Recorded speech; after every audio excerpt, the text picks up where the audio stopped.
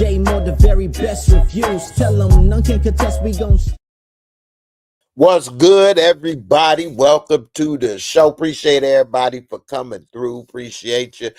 We about to break down BMF episode, what was it, 6 from season 4. A lot going on. I actually I like this episode. A lot happened this episode that kind of touched me in a personal way. Not that this was like the most emotional or the deepest episode this series has ever provided, but it did have some things that kind of made me like, damn, that kind of made me think a little bit. For example, we see this episode kick off with Terry, and he trying to see what's up with the little Mexican shorty, little shorty that might be a federale. Maybe a federale in training. You don't know. He ain't letting that little snitch get away, right? But Terry, he over here trying to, me llamo Terry. Hey, man, shut your ass. Hey, man, I'm going to yamo that ass. Boy, I'm going to yamo you in your mouth with this, man. And so I actually was on the side of Meech because they on the run. They in Mexico. And Terry, I get it. You got a good heart. And also, this scene made me think, I don't think Terry got nothing to do with this show. I really don't. I really don't think he got nothing to do with this show at all. Anyway, he is with Shorty, and then we basically see he let Shorty leave. Shorty talking about, I got to get to me papi. I got to get to the papi. Where's me papi? Terry like, oh, you won't get that papi? Okay. Get your ass up, man. Anyway, I kind of had a similar situation like this happen in my life. Similar, but not the same. And what I mean by this is Terry messed up and Loco put that foot in his ass for it, okay? He was beating Terry ass. And Meech is the middle person. He's Terry's brother. He's good and cool with Loco. He don't want this to happen. He's in the middle. He trying to work it out. And the truth be told, his brother is the weak link in the three. That he's the one that made that mistake. Does that mean that's how it is for life or whatever? No, but in that moment, his brother's the one that messed him up. What if Shorty ran and told the federales, go get him? They could be dead pretty soon. They could have some people on their way. Now, Meech probably wanted to beat Terry up for doing what was done, but then that's his brother. But then, you know, he understand Loco putting that foot in it because it was deserved. But then that's your brother. You don't want to just let somebody beat your brother up. So you're in a bad spot.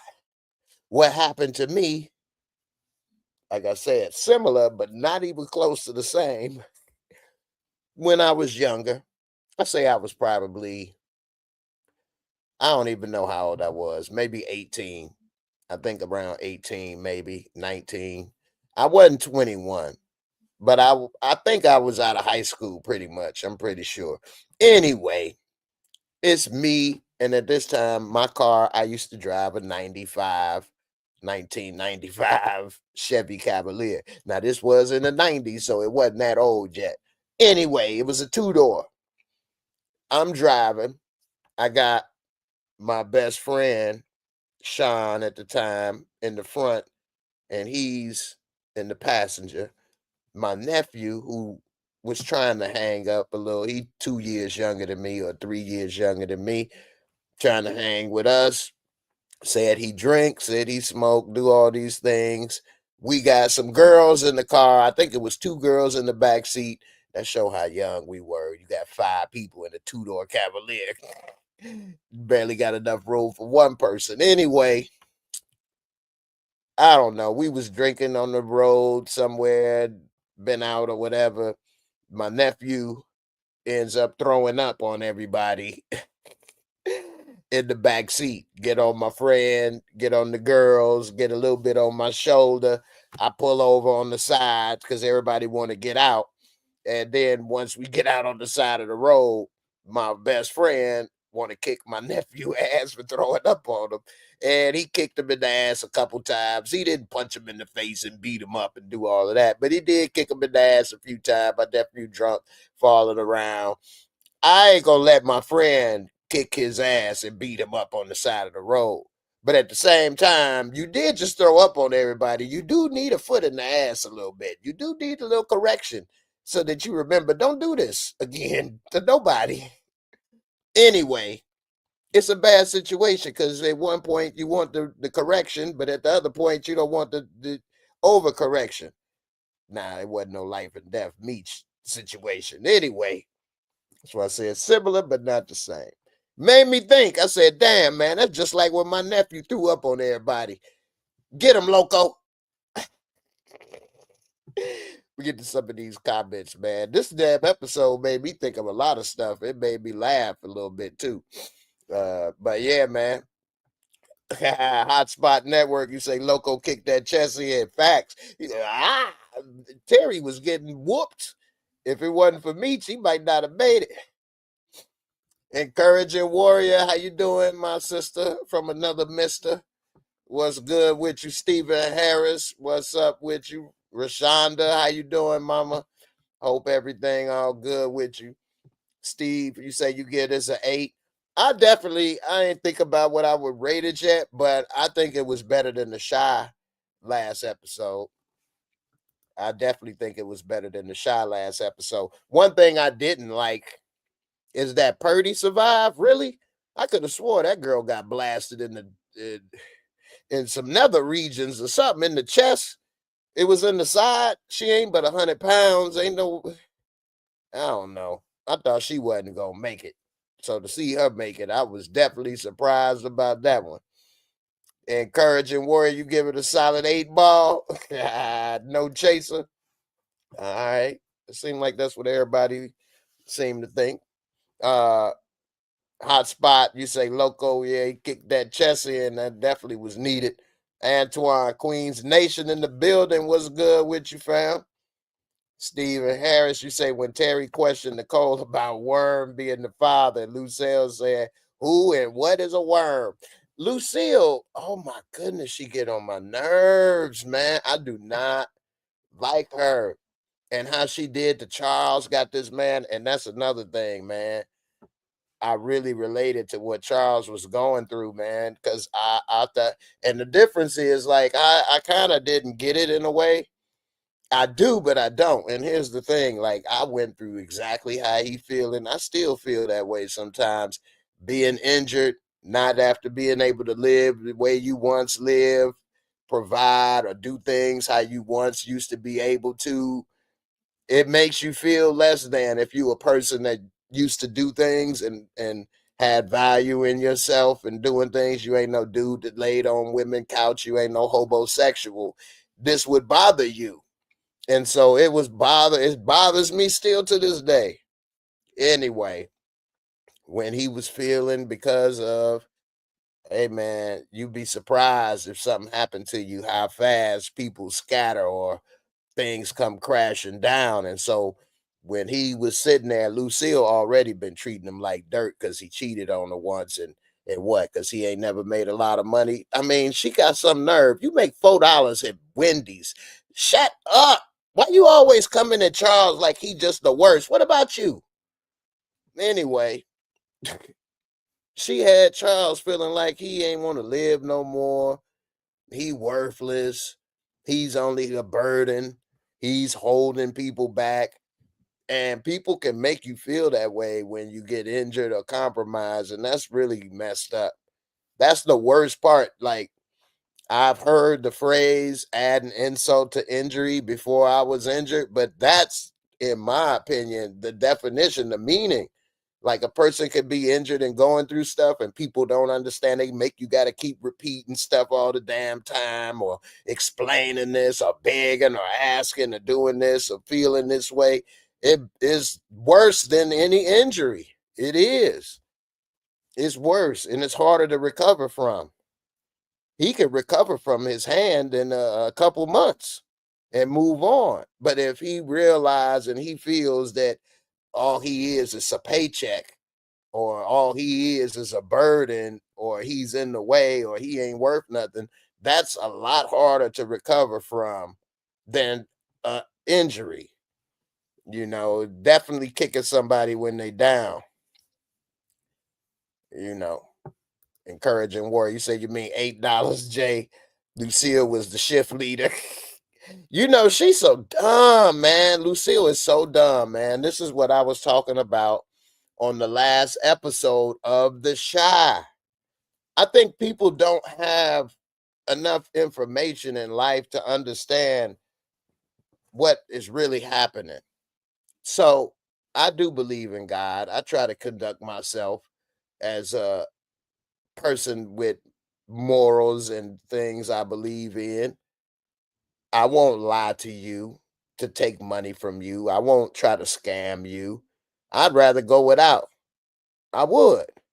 I'm not going to do those things because it doesn't sit well with me as in my heart. I'm not a liar. I'm not a thief. But when it comes to the stupid ass bureaucracies, this is not, I don't see this as I'm a liar or a thief or I'm a con or doing this. For example, like I said, for the shot, Emmett was shot. His baby mama, she's pregnant with his baby. They live together. They have kids together, but they're not married. So when she comes to see him as she shot, only family can see him. Are you married? No. Well, you can't see. That's when you say yes and you go, because that rule is in place so that certain people, because there's been times in the past where somebody could be in the hospital, 30, 40, 50 more people show up and it's hard to work. So they got to come up with a rule. They can't say no visitors. Well, only family.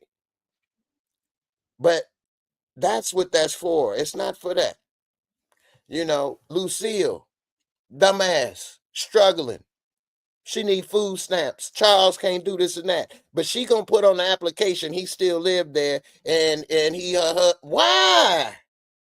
Why? Even though girl said, she talking about I could have lied. Well, your dumbass should have. Like, what you was supposed to get? Some kudos because you didn't lie on some damn government form that's made. And that's another rule in place, because it's been times where some people have gotten benefits and they had two incomes and they may not have needed.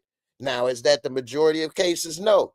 But like they say, it only take one bad apple to spoil the bunch. You get one or two people that are committing these type of things and they'll crack down or overcorrect on everybody.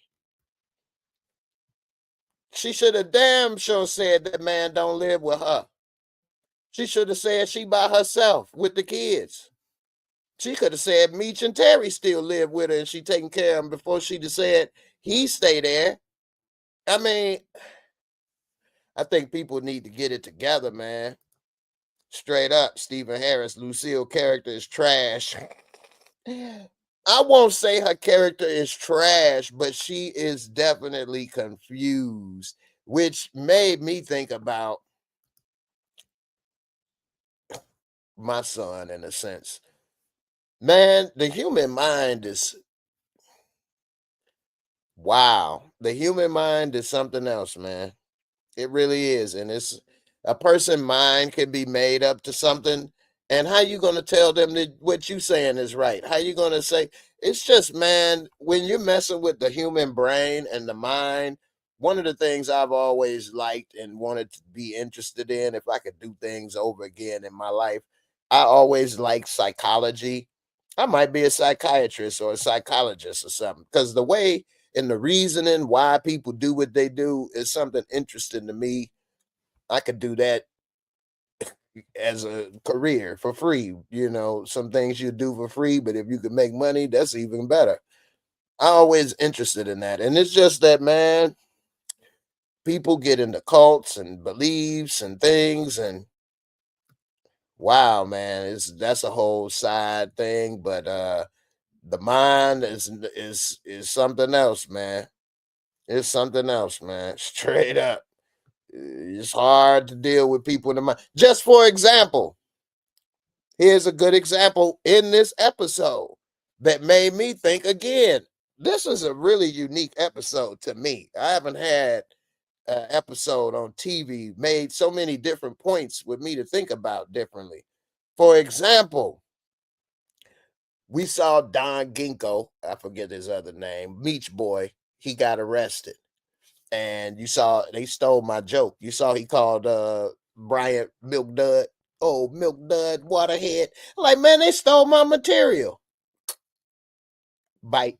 They biting my jokes. Anyway,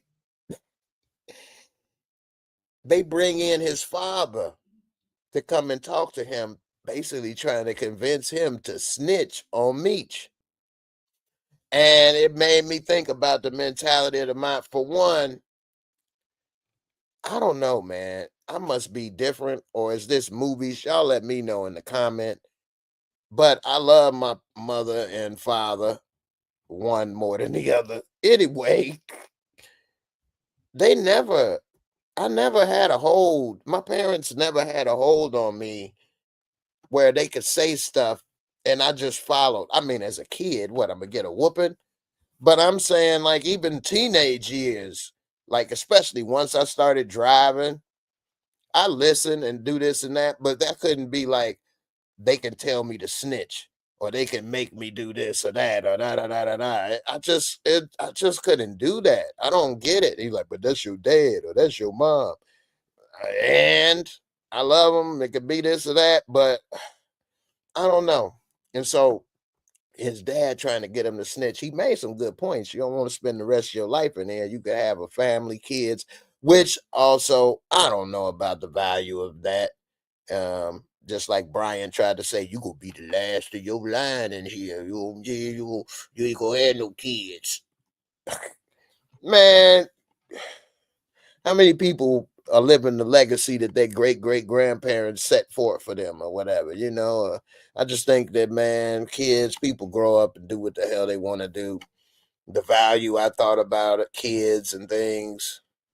I don't know, man, about that so much these days. But anyway, he told him, look, he didn't tell his dad, but he told Brian because Brian thought he was going to snitch. And he said, Meech gave me family, brotherhood, something he ain't have. And that is very valuable. I mean, that is something that most people that get involved in gang life, that's kind of the main allure, money, and then the family aspect, camaraderie.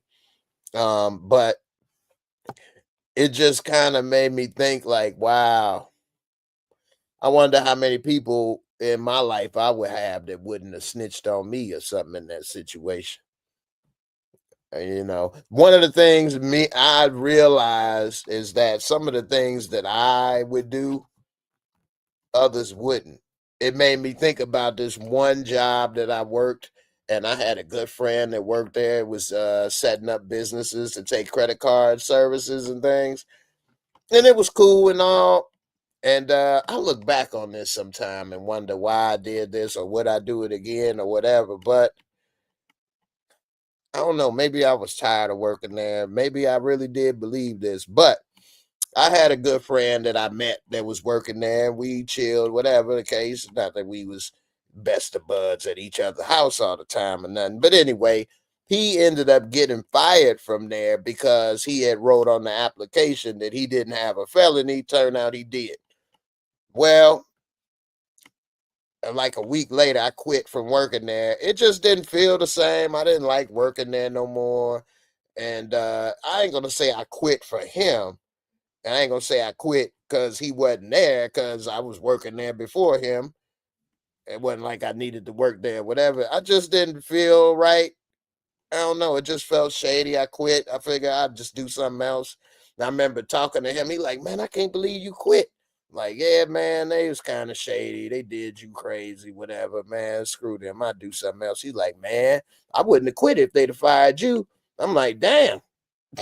That made me think, like, the hell did I just do? Now, I think I say I didn't necessarily quit for him.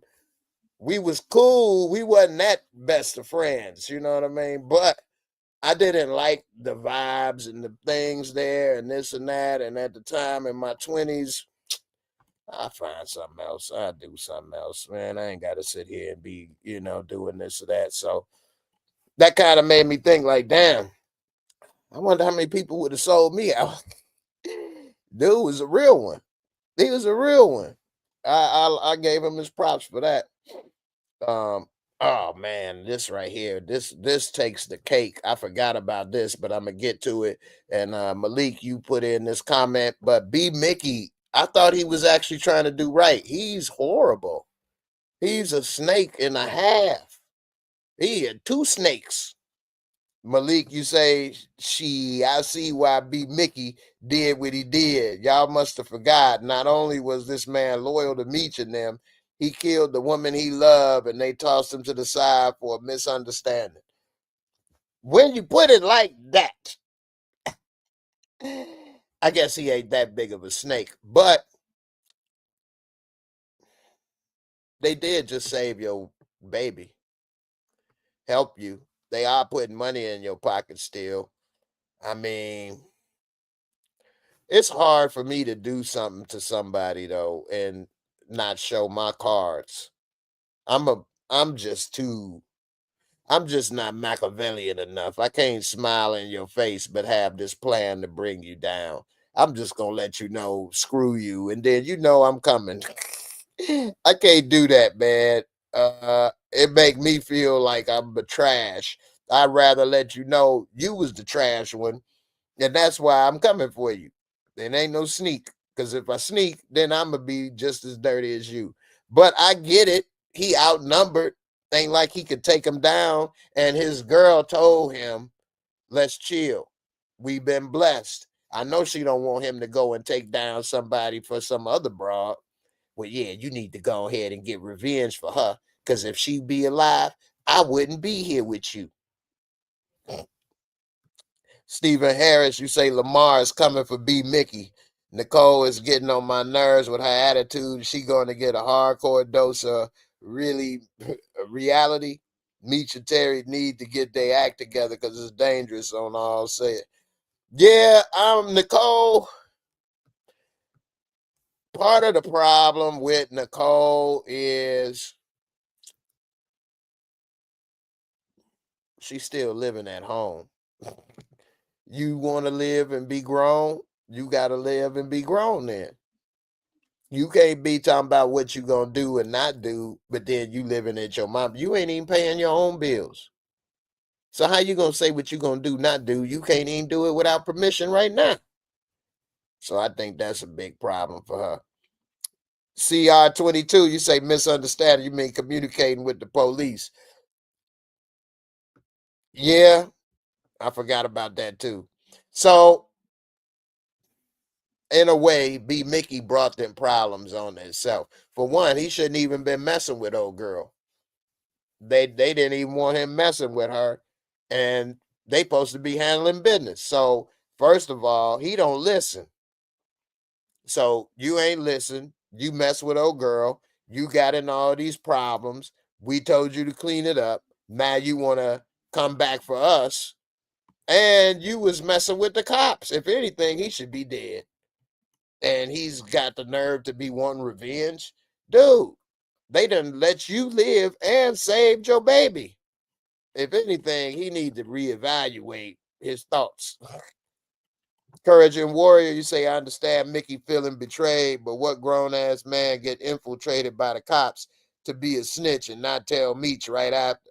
Plus, he shot the guy in season 1 when he didn't have to. Great points. I agree. Yeah, B-Mickie, I go back to what I said originally. He a snake. Straight up. He trash. And Lucille, I know I'm moving around, but when she came down on Nikki talking about you done got knocked up and all this and coming at Charles and everybody, but then you can sing for B-Mickie and his woman, you can come up with money for their baby, But when it come to your man or your kids or your family, everybody ain't worth a damn. I just think that's one of the worst things about some of the people that are evangelical, to say the least, is that man, they can point the finger at you real quick and say this and that, but be quick to have time and help everybody else, but let it be their family and oh man, they ain't got no time for that. Everybody is this and that and horrible, but some stranger or somebody at the church, they got all the time in the world for them. And I think that's just kind of backwards. You can't have time for you. You can't fix your own house. How you fix another people's house? You know. So anyway, Damian Kenny, you say at least B-Mickie didn't let Lamar finish the Flanneries. Now, that's another thing. Oh, and also, I wanted to go live last night, y'all, and I passed out. I was trying to call myself waiting. I was wore out. But that's the thing with this. At least he didn't finish. So I could have swore that B-Mickie was talking to his baby mama, and he was saying something about, did he set them up with Lamar? I think he was saying he set them up and gave Lamar the heads up or did something. I gotta watch it again, but from what I saw, I think dude been like trying to get them set up from the get-go. So I don't know, man. I'm gonna have to watch that part again. But yeah, B-Mickie is trash. And also Terry is trash, man. Terry is soft, man, on some of these issues. So another issue he's soft on, I kind of get it. I kind of don't. Markeisha, I get it. Got the backfield in motion. But also, how it's only so much I could be ruled by sex. You know what I mean? Like, what, I'm just a dog, like in Heat with the pink thing hanging out? I mean, what the hell? Like, hey, look, you ain't about to be with dude, and he say he in my bed. But then again, I wouldn't have been Terry and going fighting for her. Terry almost lost that fight too to Boone. But he's married to her.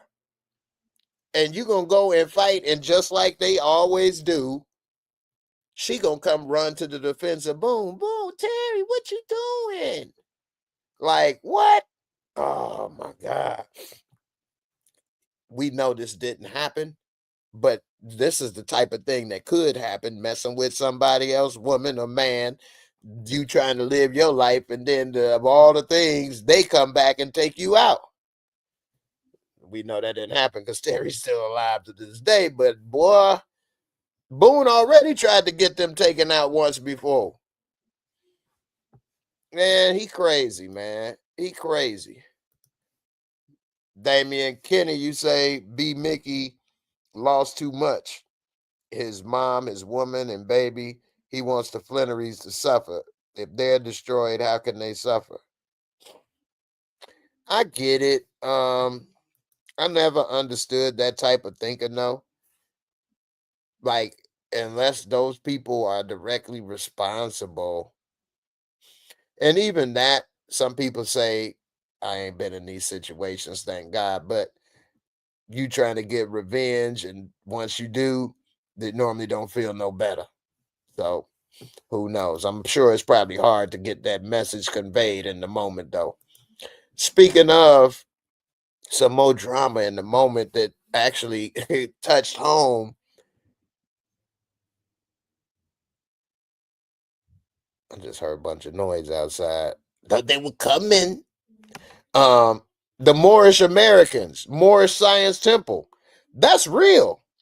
I know some people in the Moorish Science Temple. I actually got I got the book Noble Drew Ali, looked into all of this, studied this back in the 90s, early 2000s. Everybody under the 5-pointer star or GD or 6-pointer. Man, there's so much stuff going on in Chicago and the Noble. So when I saw the Moorish Science Temple on here, but they drug dealers, I'm like, wait a minute. Hold up. Now, in my experience, the Moorish Science Temple and the Moors, They don't sell drugs. At least they didn't in Chicago. Now, I'm not putting it past them, but the Moors, some of the stuff they were saying in here about bringing, what do you say, mathematics and all of this stuff, what they're referencing is the Dark Ages. Because after Rome fell, the Dark Ages, then the Moors, who were black, came through. This is where some people say Italians, and then they intermingle with the blacks. Well, they talking about the Moors who came back and brought, that's why they call it a Renaissance. They re-brought a lot of knowledge back that was lost. Anyway, I thought that was pretty interesting to see the Moorish Science Temple, and they had Moorish Americans being drug dealers and killers. And then they had one of the worst shootout scenes I ever saw. These dudes is this close.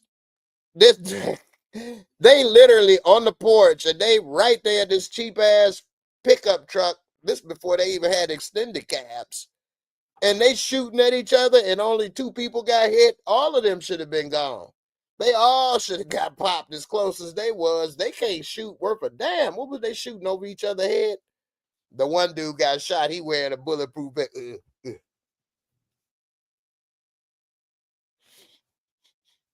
Really? You should do that. You ain't gonna sit there and open it up and be like. And Jay Pusher should have got a million holes in him, straight up. And B-Mickie, horrible. So they had B-Mickie supposedly to take Jay Pusher out. Well, not they, Terry, because Meech want to have a ceasefire. He want everybody to chill. Terry, he always trying to fight, have a war or something. And he got B-Mickie down in St. Louis as he's some type of, I'm the working man. He's Jason Statham. I'm a working man. Where's the dope dealer? I'll take him out. I'll take him out with one shot, eh? Take him out with one shot, eh, from the rooftop. I'm a working man. If I'm not a working man, I'm a mechanic. If I'm not the mechanic, I'm a beekeeper. Anyway, they sent B-Mickie out there. Of course, I'm wondering, until we saw what happened, I'm wondering, how did he miss this shot? First of all, he got the biggest damn scope you could fit on a damn handgun in history. Look like Sylvester Stallone and Cobra in this month. He trying to shoot this dude with a handgun like it's a rifle, but it was a clear shot, and he missed. So then we later see he did that on purpose. Boy, he is dirty. I wonder if they catch on to him and what they do to him. I can't wait to see. Anyway, Meech, he keeps something bad breathing on his shoulder, don't he? Who was the old girl that had to wrap her hair up to go talk to the Moors? That was a dime piece right there. When she used to play baseball, do whatever he first met her. Boy, now she got a crew and she selling dope. She was a dime piece though, boy. And then we also see Purdy, which I'm with her actually. Maybe I'm a coward or scared, but if you shoot me, I probably don't want to perform no more, to be honest with you. If I get shot doing these videos, I probably won't make more videos. I'm just being honest with y'all. I hope that don't happen. I pray. But she talking about she ain't gonna get back on stage, and he talking about some, oh, I mean, why'd you say that when I was laid up? Negro, please. You get on the stage, you the only one there. You a target. I wouldn't get back on the stage if I was her either. Anyway. You said Sweetie is a decent actress. Who is Sweetie? Which one was Sweetie? I know that ain't Sweetie. That's Purdy, is it? Encouraging Warrior, don't Marquisha have her own crib? And how did Boom find where Terry crib was? I think that was their crib, but Terry paying for everything, I guess. I don't know. Capital A, you say they surprised you with the Moors too. Hey man, that's actually the Moors is not very well known. I'm surprised if most people probably think that was fake or made up. That was real. The Moorish Science Temple is real. Moorish Americans real. I still got their book. Yeah, I'm trying to see if it was on this bookshelf over here. I can't tell. I had to find where I got it. But yeah, I got they book for real. So yeah, man. Um yeah, Chloe, old girl that wrapped her hair with the Moors. Yeah. Hey, I'm J Mo. Come again, come on, wrap it up with the Moors now, baby. Wrap it up. Um, but yeah. Oh, Sweetie is the girl that wrapped her hair up with the Moors. Oh, okay, Sweetie. The girl that wrapped her head up with the Moors, man. You know, that's one of the things. Yeah, they was on the porch like target practice, wasn't they? That's one of the things with modern music and society, or maybe it's me and how I'm moving and getting older, but I don't really see what a lot of these new artists look like.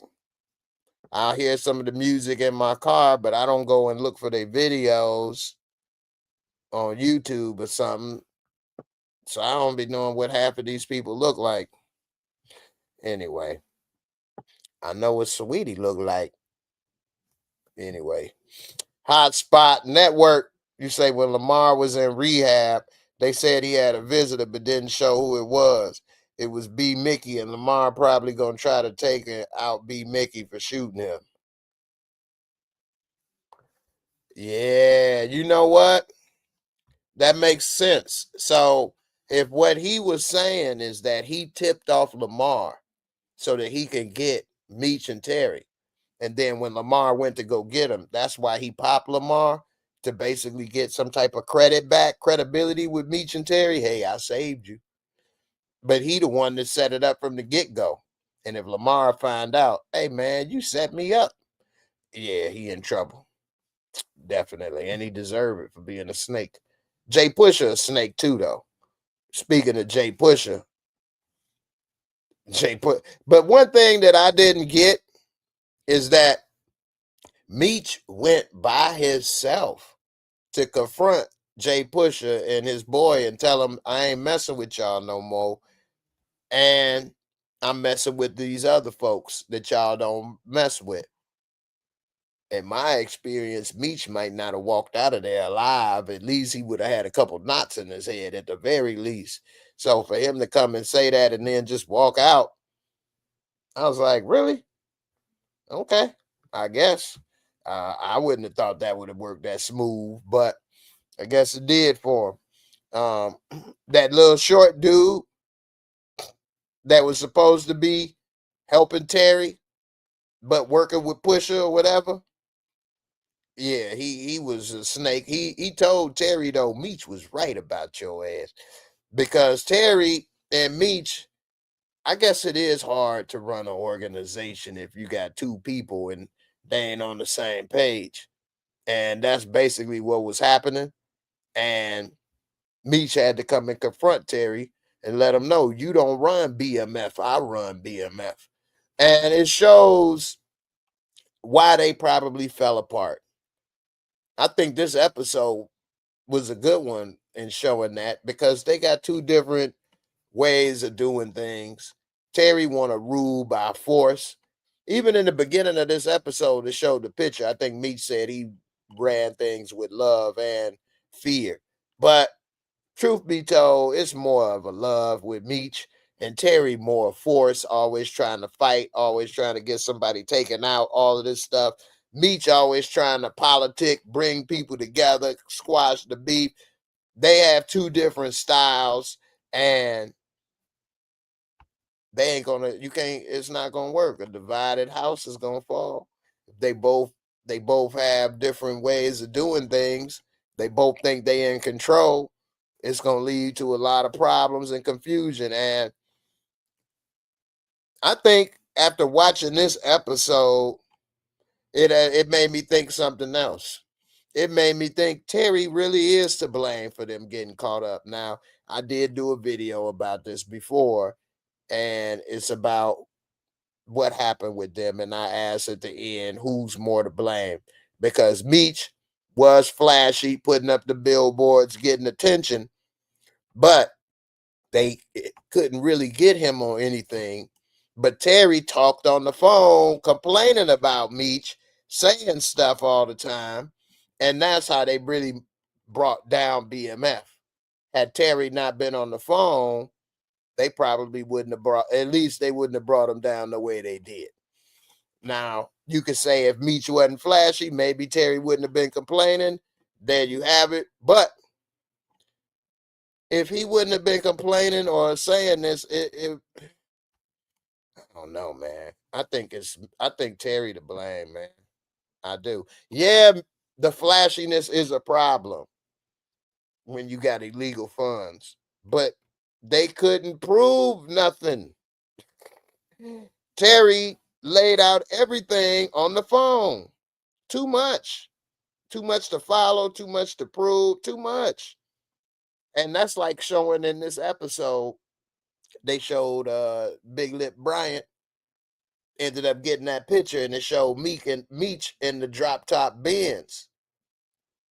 But driving cars or having money ain't a crime. Yeah, he's here, he know these people, but they can't really prove how things is happening. So yeah, he may have been more careful. He may have thought he was doing things smarter, but the truth is he made the bigger mistakes. He's the one that got them finished. Truth be told, would they eventually have gotten caught? More than likely. Although they did have like a 20-year run in this game. Although they weren't at the top of the game for 20 years, which is how it's sometimes implied. Anyway. All right, y'all. Let me get to this MOSCORE rating. And then we come back and chop it up a little more. I'm going to put the link in if anybody want to talk about this episode. And then you could wish me luck. At least you could wish me love. Anyway.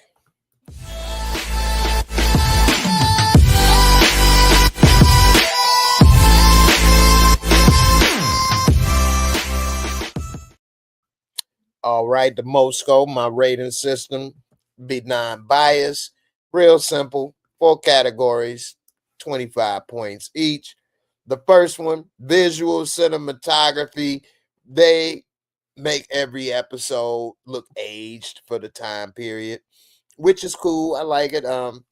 They did have some good scenes in this episode, but nothing that would be visually super significant. I did like how we saw some of the stuff with B-Mickie, or how he was faking the shot, or a couple of the other stuff like with Charles and he was in his depression and different stuff. But overall, like I said, nothing super unique. I'm going to give it a 20 out of 25 on that. Storyline and plot. I like this storyline for this episode. They threw in different aspects that I'm not used to seeing, like Moorish Americans on the show, or some of the things that Terry and Meech are going through, and a couple of other points.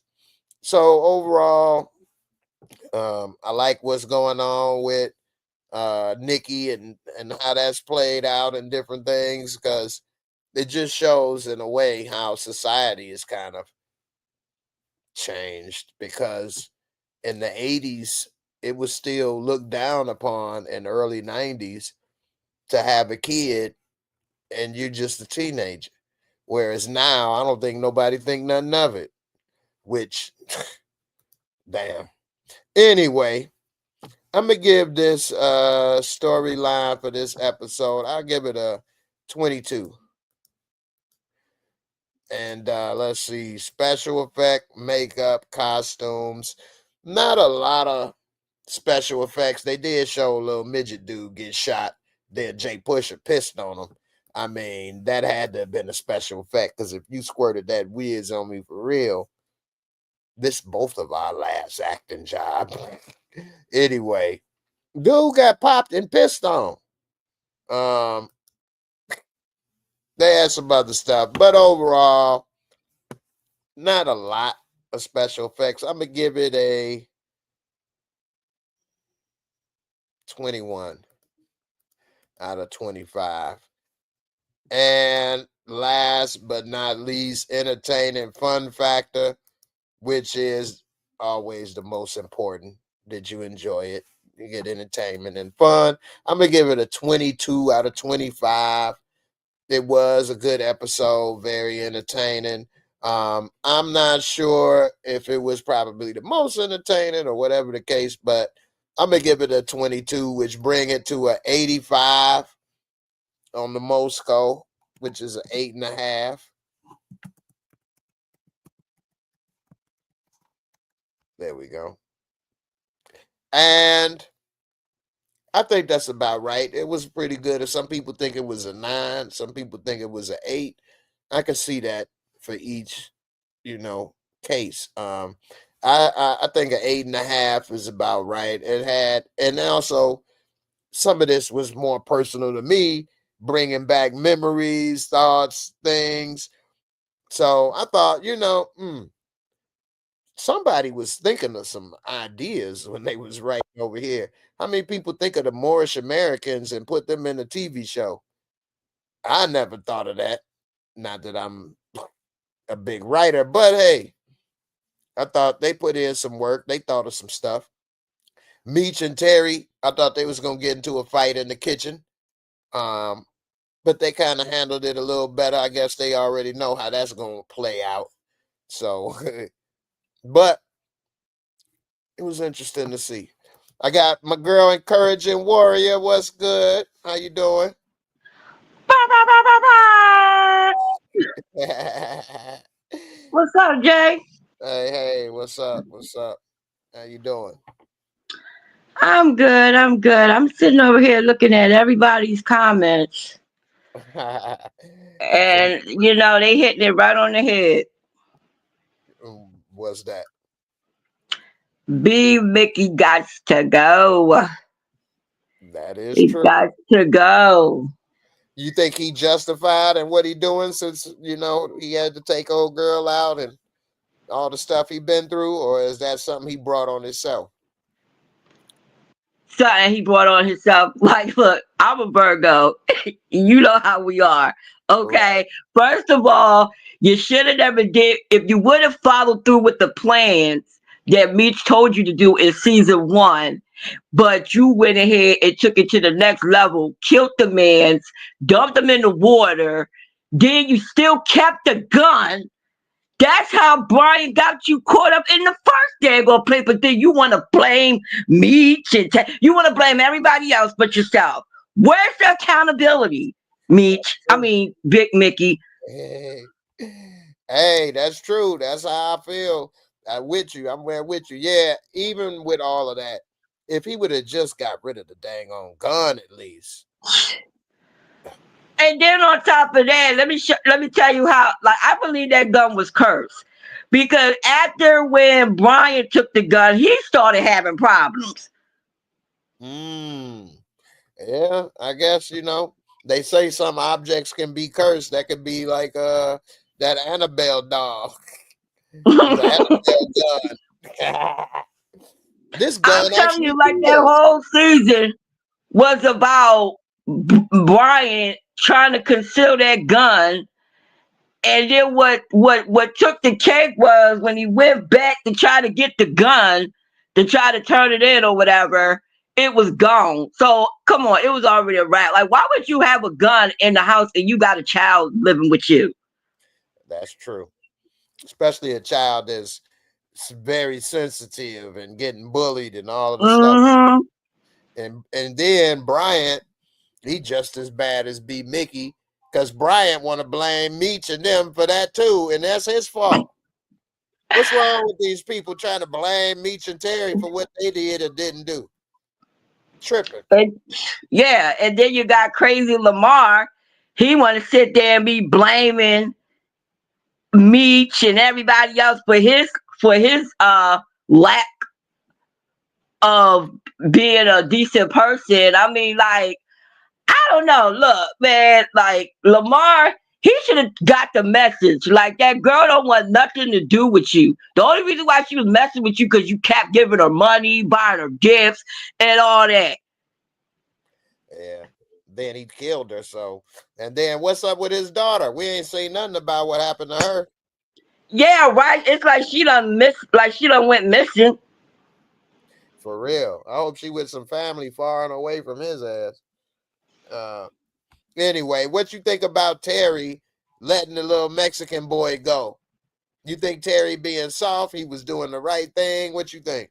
Should Meech let Loco beat him down or what? Yeah, he was out of pocket for that. Like, he was breaking protocol. Like, when you in a country you don't know nothing about, you don't have no family, no friends there to protect you. So of course you gotta do as the Romans do. Yeah. Hey, Loco was doing it all. I mean, what he was supposed to, he was wrong for that. I wouldn't have liked it, but I wouldn't have felt so guilty because I don't know what the hell going on. I don't know. I think he made I guess they might have been all right because they back in wherever, but we'll see how much drama this may or may not have caused. But Loco, I don't know, man. Meech didn't really try to break it up right away. He let Loco put that foot in his chest, didn't he? Yeah, right. Mm-hmm. It wasn't until he was about to choke Terry out on the table that he tried to break it up a little bit. But anyway, I, I'm trying to figure out, Jay, who was that guy that Loco was talking to when before they got on that airplane, and he was telling Jay Pusher, oh, well, I'll let you know, da da da da da. Like, who was the other guy? the Mexican dude, Yeah.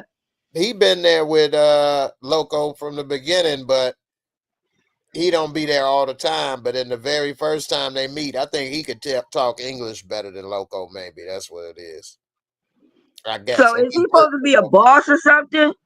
No, I think he worked for Loco, under Loco. I mean, that's still probably high up in the food chain, but he ain't Loco's boss. Not that I think. Not that I notice. You know. And then another thing that got me was they were sitting over here bragging about these more people, but then as soon as they come up in there and they just pop my man's right in the head, like boom. Yeah, they wait. Who are you talking about? One of the Moors got popped? Or you talking Yeah, about? the head dude. Ah, yeah, yeah. But he had the bulletproof vest on, didn't he? Yeah, but he should have had one on top of his head. That's what he should have had. He should have had a helmet. I must have. I'm trying to think which one got hit in the head. The main one, the one that Meech was talking to, the one that was standing over at the podium. Ah, yeah, yeah. I know what you're talking about now. Who? What you call it? Came in and shot him. Uh, Yeah.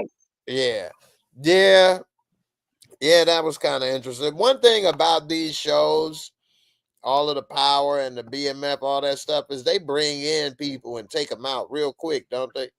You would think They sure do. And I'm like, what was the whole point of you introducing them and you going to take them out just like that? right. Yeah, I don't get why they do that a lot. Yeah, it was Jay Pusher that did it because they thought uh they was gonna get the drop on Jay Pusher and them, and end up the Morris came because wasn't Meach trying to negotiate with them to Yeah. And they thought Jay Pusher, well, Terry thought that Jay Pusher was supposed to be meeting up with them. Shoot, Jay Pusher done double back and found out where Meech and them was going to be at. Yeah. Yeah, that was tripped out. Yeah, the Moors, I mean, you would have thought they would have had more security or whatever, but then again, everybody kind of street dudes. But yeah, that kind of moved kind of fast. I'm wondering what they're gonna do with Jay Pusher in this.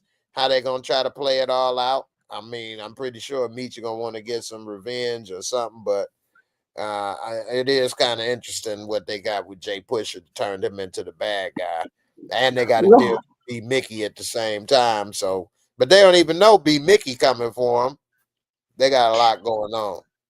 That's what I'm saying. Like they juggling a lot of things, and like they got Lamar coming at them, they got Jay Push coming at them, they got Brian and the Red Dogs coming at them, they got And oh boy, with the music business, I'm sure he ain't done. He just took out Purdy. exactly. Yeah, you think they should still try to do this music thing, or they should move on? They should move on. Like seriously, it's too hot. Like you can't be sitting over here trying to uh bring create new investments when you ain't even settled the old investments that you got going on right now. Like you got fires everywhere that needs to be putting out. That's true. And Terry said they damn near went broke buying Purdy out of contract. What? Exactly. Ain't no way. She'd have just stayed where she was. We'd I have mean, if found that was another the album. case, if that was the case, they should have never even gave Terrell that money to buy her out of that contract. They're going to be doing all that. Right, right. Yeah, because they basically losing money. And they ain't about to put out no albums with her. They ain't gonna get none of that money back. So that's dumb. Plus, they don't even know what they doing.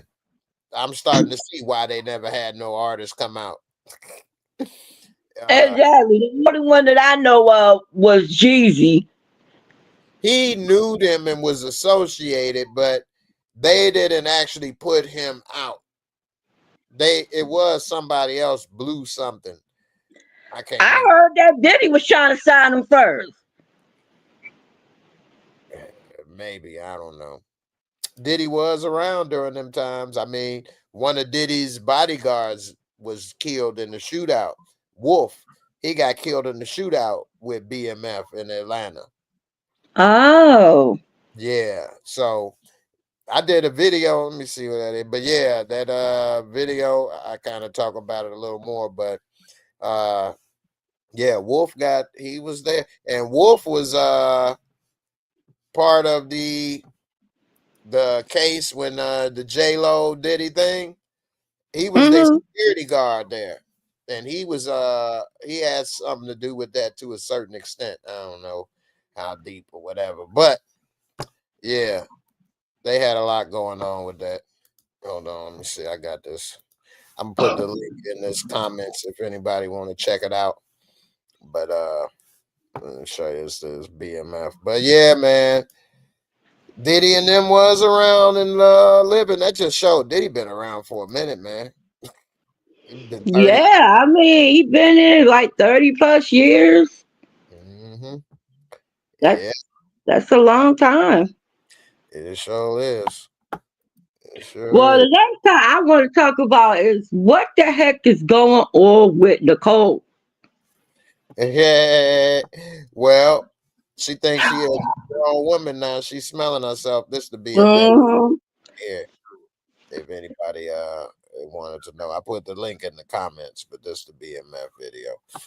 Anyway, so what you think about her and the baby possibly with worm or what you call it?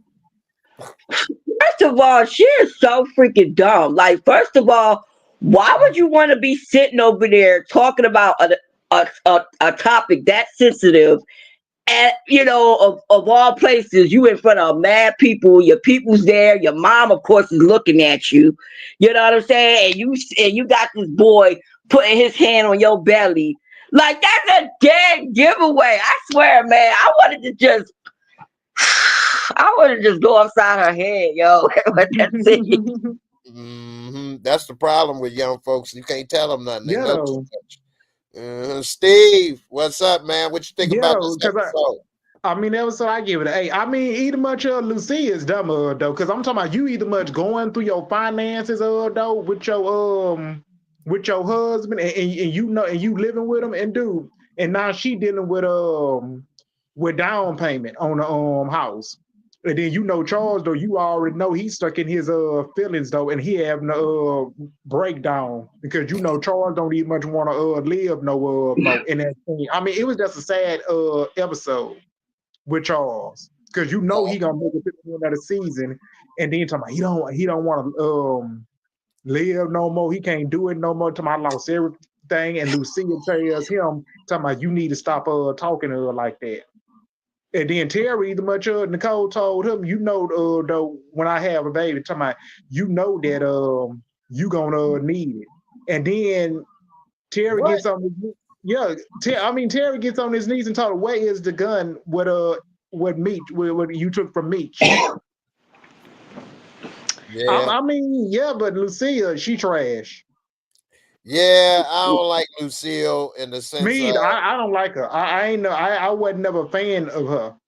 right. She too holier than thou, and she too hard on her daughter when she did the same thing. So you should try to talk from a point of experience. And hey, this is what I went through. You might not want to do this instead of trying to always condemn and make it seem like they so bad of people and you so good.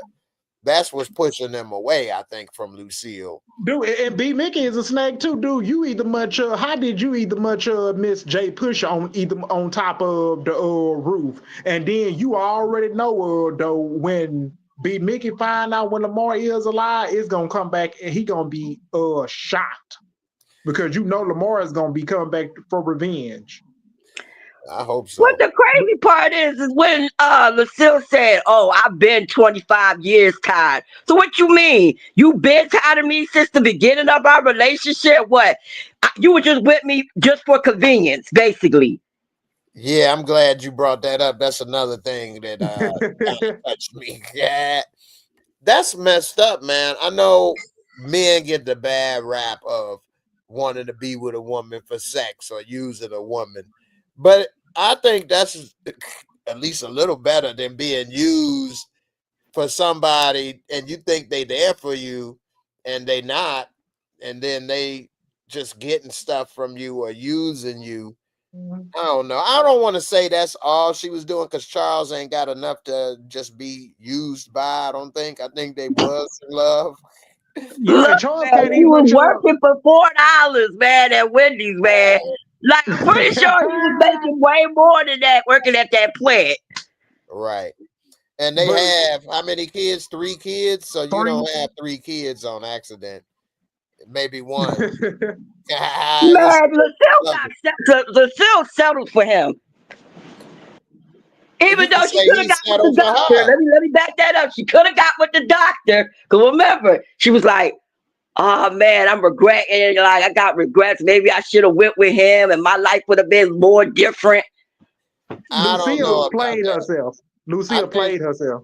yeah, and also I don't agree with that way of thinking because if this would have happened differently, he may not have been a doctor. He may have knocked her ass up, and he may have became Charles.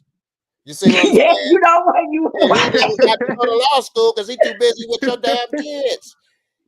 So that's we people have to always think, well, then maybe this would have been, but yeah, but if that would have happened, then this would have happened too. And then Charles, maybe he the one that settled with her ass because he only make $4. What type of woman is that? She ain't no keeper. Yeah, cause he talk about, oh, I just want to be out on the road and be doing my guitar thing. So basically, you want to be living life like you a single man. You want to be a bachelor because your dad show asked Carver to go with you on the tour, and she turned you down. Right. Yeah, she should have went. He asked her to come with him. No, he didn't want to be single. Dude. He wanted her to come with him, and she said no. But then she wanted to sing again. So Right. what you doing? You broke. You only make $4. Take your broke ass with me on the road. We can have a family band like the Jacksons, and you can For sing. real. Yeah, I'll And pay make you some $4 money. in my check if you bring your ass on. What the hell? Dude, They do Lucille it things character is a backwards, joke man. on this show. She ain't shit on this show. I'm telling you. She ain't shit. I'll put it this way. I won't say she ain't shit, but I will say this is a problem with a lot of us in this society is that we may have a higher value of ourselves than what is reality. Now, I'm not saying you should think because you don't make a certain amount of money, you ain't shit. No, money doesn't value who you are. With that saying, don't say Charles ain't shit either because he can't work either, though. Yeah, because Charles either much got a broken hand on his job. Right. Now he can't either much go on tour. He got his But hand wrapped up in the cast. But that's also temporary, and it wasn't his choice. Why she work at Wendy's? What? That's Every time they waiting on that workers' comp. right. So you know, you can't compare. She can't be on him for getting hurt or not paying this or that because I don't want. That's something I didn't. So a lot of us don't realize, but in the 80s is when all this value attached to your job and how much started. Before then, you wouldn't say your man or your woman wasn't this or that because they don't make a certain amount of money. That's not where we would put the value on if you got a good spouse or not. Now, if they can't pay or do this or that, they a scrub. They ain't this, they ain't that.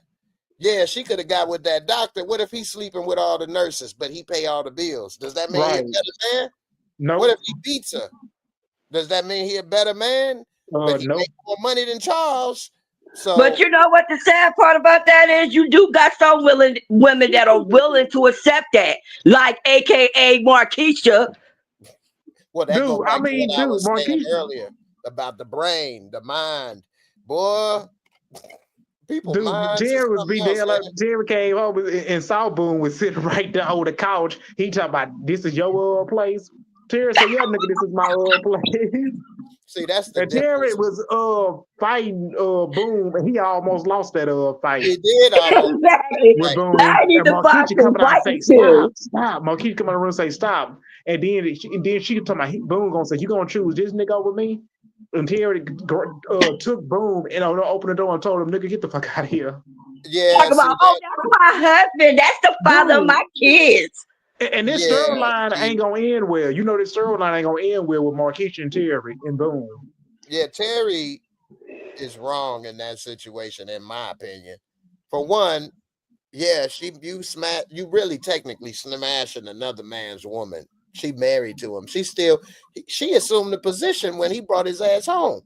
Now Terry and Boone was snitch. Boone was snitch. Yeah, even though she regretfully was doing it, you saw the displeasure on her face. Hey, she did it. She did it. No. So I think Terry is wrong in that situation because he looks like the weaker man in a sense. You're fighting for someone that's not technically fighting for you, and you wanting to be with somebody when the truth is nobody can make nobody be with nobody.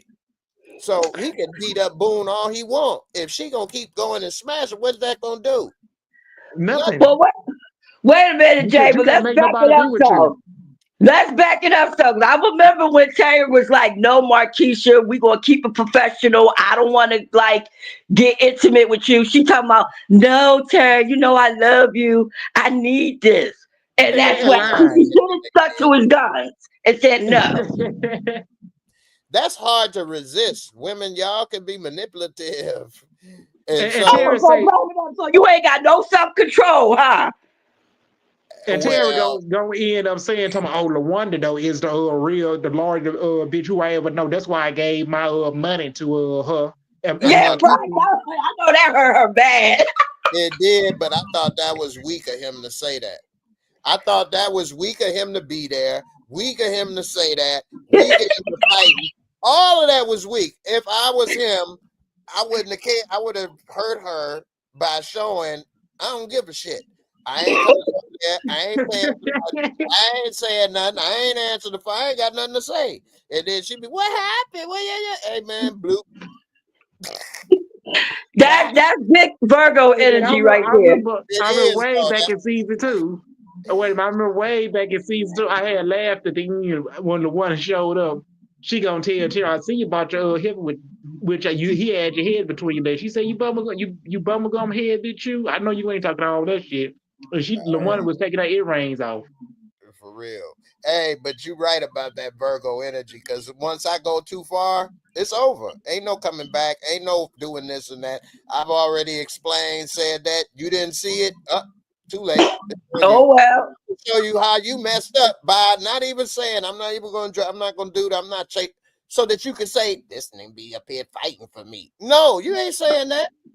You what? He over here got his ass beat. No, you ain't saying he still be paying for this because he loved his ass. No, you ain't saying none of that. You're gonna be like, damn, I thought he loved me. He gone. I thought I could do this and that and do no. You can't just do whatever you want. What was that old song? I'm not your puppet. Mm-hmm. Hey, you can't. And you see, that's how Marquisha got down. She was sitting over there using all these men's, using them. Boom, the police officer she was messing around with. Yeah, because Vincent, you talking about Vincent? They used to be Boom security guard. I didn't know that, but you see, that just go, man. A woman. It's two ways of this. A woman can play men at a higher level than men can play women, because men playing women is basically for sex or attention. It's not, unless you some type of, it's a rare, it probably more now than ever, but it's rare to be with a man that just plays rich women and getting money and sex. That's I very rarely hear of these things, but somebody getting a lot of sex from women, that's one thing. But if a woman is like a high value woman as far as looks and stuff, she can get with a bunch of millionaire dudes or rich dudes, manipulate, have them paying all her bills, buying stuff, giving allowances, trips, paying for. I mean, it's like a whole new world I've seen on, of course, the internet. I ain't did this shit for nobody. I could if I wanted to. Let alone, let alone. You're gonna be like you gonna be like MJ. I can't help it if I wanted to. Yeah, that's crazy, man. But yeah, man. So I think Marquisha can do a lot more damage now. Of course, it's the double standard of they may be having all these men, whatever. But truth be told, they can do a lot more than he could. What could Terry do but have a bunch of thoughts? She can have a Boom, a Terry, a cop, executive. She can have all kind of different dudes. What he gonna have? A bunch of thick, big booty girls? That's it. Now, when he said that about Marquisha, I thought that was weak. Because why you putting your business out there like that? Dumbass. Yeah. Oh, Marquisha, she hold his money. Get on top of that. Like, why you got Marquisha sitting up in the house when you got your father literally about to kill himself? You need to be having him live with you. Yeah, though, get Marquisha Boom out your house. That's what I'm saying. Let them live let them go live with they on the street somewhere. Go get a room. I don't know if it's gonna happen in this next couple episodes. No, but I don't see it happening in this season at all. I just don't. Yeah, well, what you say about him, the father living with him, that actually happened in real life. Right. And here's another teaser. I don't know if they're going to show this in the show. He went to jail too with their ass.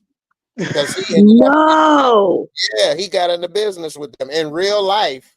Their father eventually got into it because they got him into because they had those cars that was being modified to do that.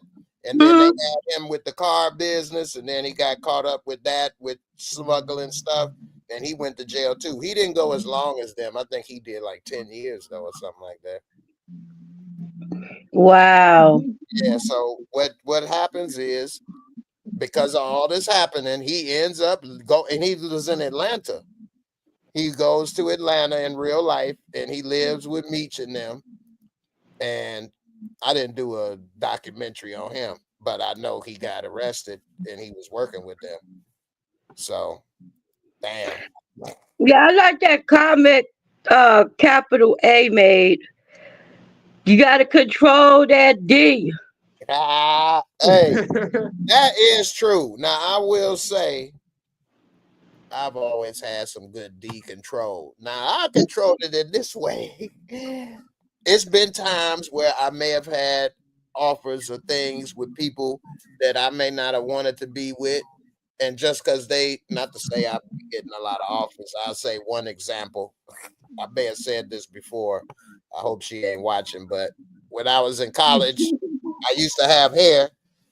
I used to get it braided, and my hair was down to my shoulders. Anyway, the girl, I liked her. We was cool. I didn't want to screw her. I never been the type that want to screw everybody I meet unless they fine. Anyway, but her name was Clarice. She was big, and we called her Claire Beast. Anyway, making it short, Claire Beast, she wanted to do some things, and I'm like, oh no. Can't be Beauty and Claire Beast. What is this? Part remake? Anyway, nah. I just couldn't feel, even if a person was, I didn't like them. It don't matter what they look like or doing.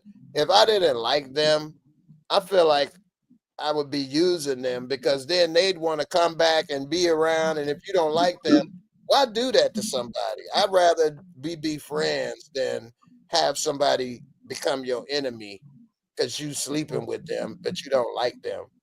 I think that's messed up. So anyway, I forgot why I even brought that up. No, we was talking about D control, but I was gonna Oh piggyback off what you said. Like I was gonna say, yes, it's very important to have self-control because it can get you in a world of trouble if you don't have that discipline. if I would have got with somebody, for example, and I didn't like them, but it was just for fun, and then they see me with somebody else, they probably would be upset, hurt, want to do things. That's wrong. I know I would feel that way if I got with a woman and I thought, ooh, I like her, something happened.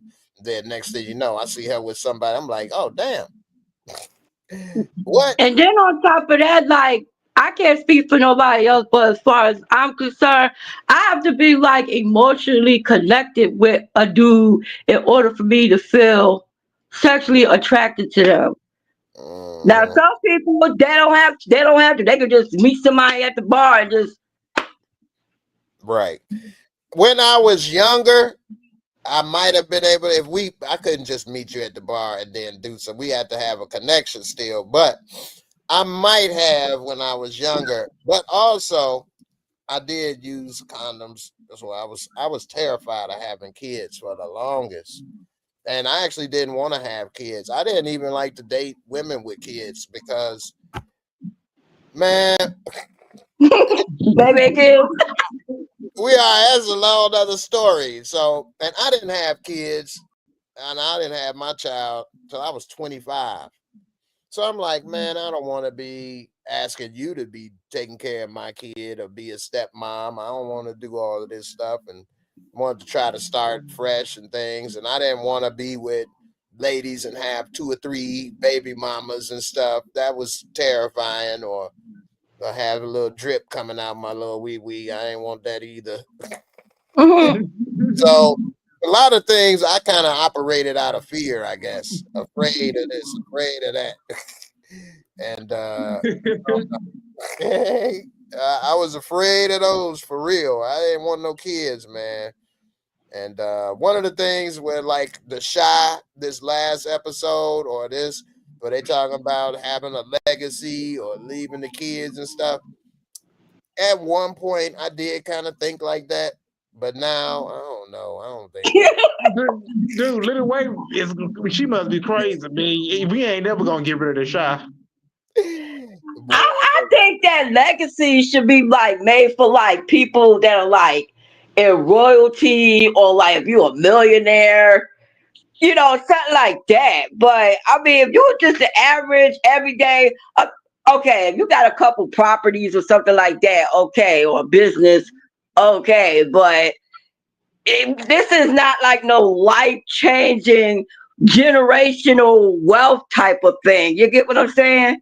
hmm hmm And also, even if it don't have wealth, like I'd say, like Martin Luther King, that's the legacy that could have carried on, but did it? What did his son No. do? That's my point. So, like, even if you got money, I think your legacy is just for you. It's just for Mhm. you. It ain't for your kids. It ain't none of that. How many people? What happened to Albert Einstein's legacy? You know, what about all these people legacy? I just think, man, most of us, especially in the Black community, don't even know who our great grandparents was or stuff like that. So we damn sure ain't living for their legacy.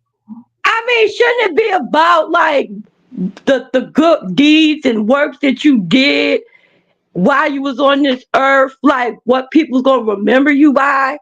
Yeah, I agree. And that's what I think it should be.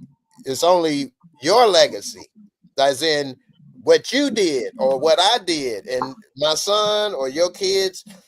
That what you did to a certain extent, you did stuff that put them in bad positions. But for the most part, I think we all responsible for our own future and legacies, and our kids having a kid to carry on your legacy.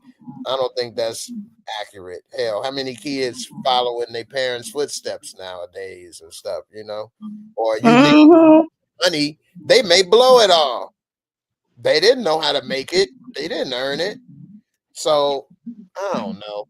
That's just I guess as I'm getting older, I'm starting to get a little more jaded and think, man, shoot, I don't even know kids and things. That's just you have kids and then they live their life and do whatever, man. Just I mean, I can see if they were doing right, you know what I'm saying? But I mean, if they out there not doing right and they just doing I say everything the opposite, like you got to set the line in the sand somewhere. right. Like after your child is grown, that's on them. They ain't doing right. That's their legacy. That ain't mine. You ain't got a job. That's your bum ass legacy, kid. You should have listened to your parents. But hey, you be broke, not me. Anyway, no, I guess because as I done see my son grow up and you see people do whatever they do, you be thinking, man, as parents, you can try to do all this stuff for your kids you want, but they gonna grow up and do whatever the hell they want to do. You could have put them in the best positions and did this and that. They responsible for their own life and decisions, you know. Well, how many people in the chat are they like doing the likes and all that? Because I want to do like a survey. I want to know how many people think Worm is the daddy or is Breeze is the daddy. It's probably Worm. I'm gonna say Yeah, Worm. he was tapping that though. He was top of that. He was in them long strokes on that little ass. And Talk about I can suck your blow. right. Breeze was doing that little short stroke in the back of that car. I don't know if that's enough. But no, But you know what they say? All it takes is one time. right. So And and that's Bree, true. I mean, Terry took a worm face and put it on the stove and burned the side of his face. And talking about, nigga, you better treat my sister right and buy Right. a house. Very crazy, man. Terry, man, that's crazy. Yeah, that was I'm right. like, damn, son, just because you got one eye and shit doesn't mean you gotta have this man walking around looking like Cyclops. I know, And right? who told him, man, you a dumbass? That go to show back what I was saying earlier. Terry always go to violence or force to get his point across. Meech would have came more charismatic, like, look here, I know you like my sister, so I know you gonna do right by her, right? Go right there. That's how Meech would have came and talk. I know Mhm. you didn't came in her, so I know you love it. Take care of it. That's right. That's how Meech would have said, here come Terry. You gonna marry her? Ah. I know, right? I mean, I'm pretty sure Charles would have never acted like that. No, I'm playing. And that's his daughter. Right, right. You would think that's his daughter, Terry's, but that's his sister. If anything, Terry would make Worm skip town. Exactly. And he'll Mm, make Braun get out of Detroit. skip the town. Yeah, we see, man, that they all got a lot going on. It shows one thing about this show, that's the human aspect, that we all got good and bad sides to all of us, and of course some more than others. Um, these dudes, I mean, the drug life, it is bad because you selling a product that's bringing people down. Some people say, well, they choose it and this and that. It's complicated, but Look, they choosing to eat them stone burgers. You know what I'm saying? burgers. They got the appetite, so they gonna get them stone burgers. Yeah, that's true. I mean, in my experience, I ain't never seen a drug dealer like they do on shows where they try to sell you drugs. Here, try it here. The first one's free. Do this and that. That's not real. It's normally people you know or friends or something, that get them into that stuff. So I wouldn't put drug dealers as the problem. It's normally your friends and people around you that get you on this stuff or trying stuff. Nah, what messed me up was that part when that crackhead, the one, I don't know, was it in Raising Canaan or was it BMF? But it was the babysitter, and he was like, "Damn, I remember you used to watch me as a baby, and now you are." Yeah, it was BMF because she was trying to ask for some information about Lamar. Right. I Teflon mean, Twan. even though she was whacked out her mind, what she was saying was the truth, though. Right. Yeah. Yeah, that was true. And yeah, man, these people, man, life could be crazy, put you in some crazy situations. Teflon Twan said I sounded just like Meech. Yeah, I know you my sister, right? Right by you. Yeah, Meech, man. I would want to work for Meech before I would want to work with Terry. I agree. Yeah, for real. Anyway, we about to get up out of I here, mean, y'all. yeah, I Steve, would not. go ahead. Yeah, I said I would not work with Terry. He don't know. He don't know how to pay dues on time. Don't know how to talk to people. And he don't know how to take care of business. Because that's Right. why the crew walked away, turned their back on him. Hmm. I'm surprised Meech made it out of there alive when Jay Pusher came and with the ambush. Yeah, Jay though, because Pusher Jay did Pusher have was who was. Yeah, because Jay Pusher was the one shot Sean in the head, Peanut head. And then Meech started shooting. Then he done turned around and shot the other dude. Damn And urinated on him. I mean, dude, Jay Pusher got to go, though. Because it's a matter Yeah, of fact, it's going to be a shootout between them two. that Jay Pusher grimy than a mug, ain't he? I don't know. Something's telling me that Lucille gonna be the new Creflo Dollar. Like for real, like hear me out. Because remember when her cousin was like, "What you gonna do about that Sears bill?"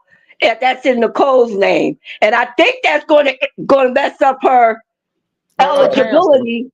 Oh, I'm telling you.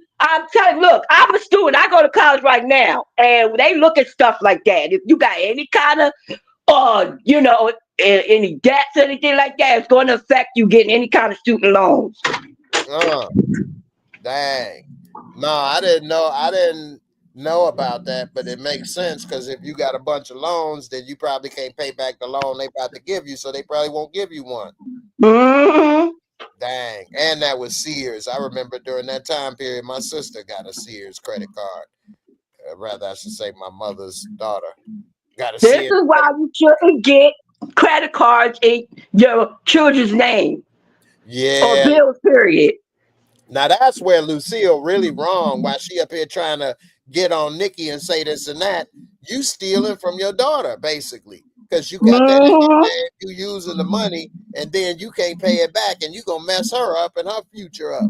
But you sitting there trying to tell her about what she did with her body and this and that. Although I agree, still, you can't steal from. That's one thing, man. I never did, and I remember in our generation, parents having phone bills in your name and all of this stuff. My parents didn't do that to me, thankfully.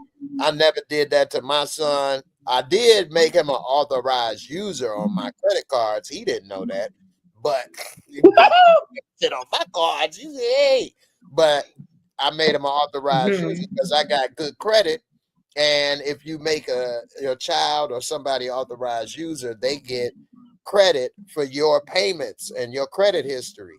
So I wanted him to have good credit at an early age. So he had Oh, that's a good tip, Jay. yeah. So my son had a 700 credit score when he was 18 and no debt. And he ain't paid for a damn thing. That's because I've been paying it. But they were in my name, though. I didn't get it in his name and then pay it. No, it was in my name. I made him an authorized user on my cards so that he could use my cards. I never gave him the cards. I kept them. And I didn't do it because then you run up my bill. But that will give your kids good credit. Now, don't you mess up and don't pay your bills because you'll mess them up too. But if you pay your bills, then you giving your kids a head start. I see Capital A. They talking about they think Breeze is the baby daddy. Breeze and dude, just Nicole, everywhere. I told you, and you see Breeze was dancing with Nicole, and then you know he looked down at her stomach. I don't know what it is, but it's always the one she ain't that losing don't want the baby. Scholarship. Nicole said she ain't losing that college scholarship. Right. And Lucille was standing there, and you know, Lucille knows she was standing there. But that goes back to what Encouraging Warrior just said. They'll take it from you. Right. You ain't got that credit right. And so she don't even know that. She'll probably blame her mama for losing her scholarship. And then what's say? I didn't know. I mean, divorce is expensive. That's your divorce. That's your choice. Why exactly. That's your problem. Right. Not Nicole's. Right. And who told you to divorce them anyway? You won't give them another chance. You just got to divorce them. Fool. Right. I know. Whatever happened to marriage counseling? Right. Or just let them leave. I guess. Yeah, and get the welfare. Right. Just say y'all separated. And crazy. Did you hear what that lady said? She was like, look, some things are just best not said. Meaning, in layman's terms, you should have lied on your application. Duh. Read the code. For real. Yeah, man. But you want to lie to Charles talking about, oh, I didn't pawn the ring. Mm-hmm. And then she lied right there to that lady. And she shouldn't have gave that much money to B-Mickie and them if you can't afford it. So you gonna give to B-Mickie but steal from your daughter? I would have told him I ain't got it before I'd have opened up a card and been using that in my kid's name. What? So I'm gonna do my kids wrong, but I'm gonna help some stranger that was because what? He was friends with my son for this. Man, you ain't got. Okay, you ain't got a mama. I get it, but hey, I ain't your mama either. I get it. You know, we supposed to be a community, and that's probably part of the problem. Oh man, I got some good videos I've saved on Instagram, conspiracies and different stuff about all kind of good stuff. But anyway, part of our problem is that we ain't a community anymore. My neighbors, I don't even know half of who they are. You know, we don't know who we live next to. We don't look out for each other, this and that. And so, you know, we get into these situations and all by ourselves, whereas we used to be more of a community and now we're not. So in that regards, I think that's one of the big problems with what they doing and what's going on. And then what she trying to do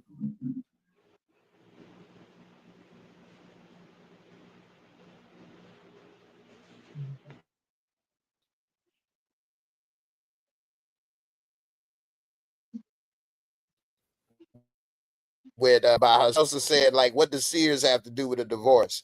They both broke. Sears and they broke ass divorce. Neither one of them worth nothing. No, Sears, man, Sears used to be the truth at one time. Anyway. Yeah, Sears and JCPenney. JCPenney still holding on though. Yeah, they still holding on. I actually No, I bought. thought JC Penney's was. I What you thought say? JC Penney's was closed down because I ain't know they were still open. Well, I go to jcpenney.com, their website. I actually ain't But you don't go to their place. Nah, I actually don't even know where one of them is actually. Remember Kmart? Oh man, I think they out of business though, aren't Yeah, they? because they had shit Kmart down here in Houston. They still have them? Not here. Oh, okay. No, yeah, They done shut it down. yeah. Kmart out of business. I think Sears out of business too, ain't it? Oh, they got a few locations left. They got a few hanging on. They sold everything. So like Yep. die-hard batteries, I think you can get that at like Advanced Auto Parts now or something, or like Whirlpool or Maytag or Craftsman Tools. All this stuff used to be only at Sears, and they sold it all off to places. Yeah, though, because Remember Sears used to Radio have Shack? ice box. They used to have ice makers, ice box, bed, clothes. I mean, Sears used to sell hot one of them hydrants, and hot water heater. Right. Shoot, my grandfather got a whole house from Sears. The damn gate, the chain link gate said Sears. The damn everything had Sears on it.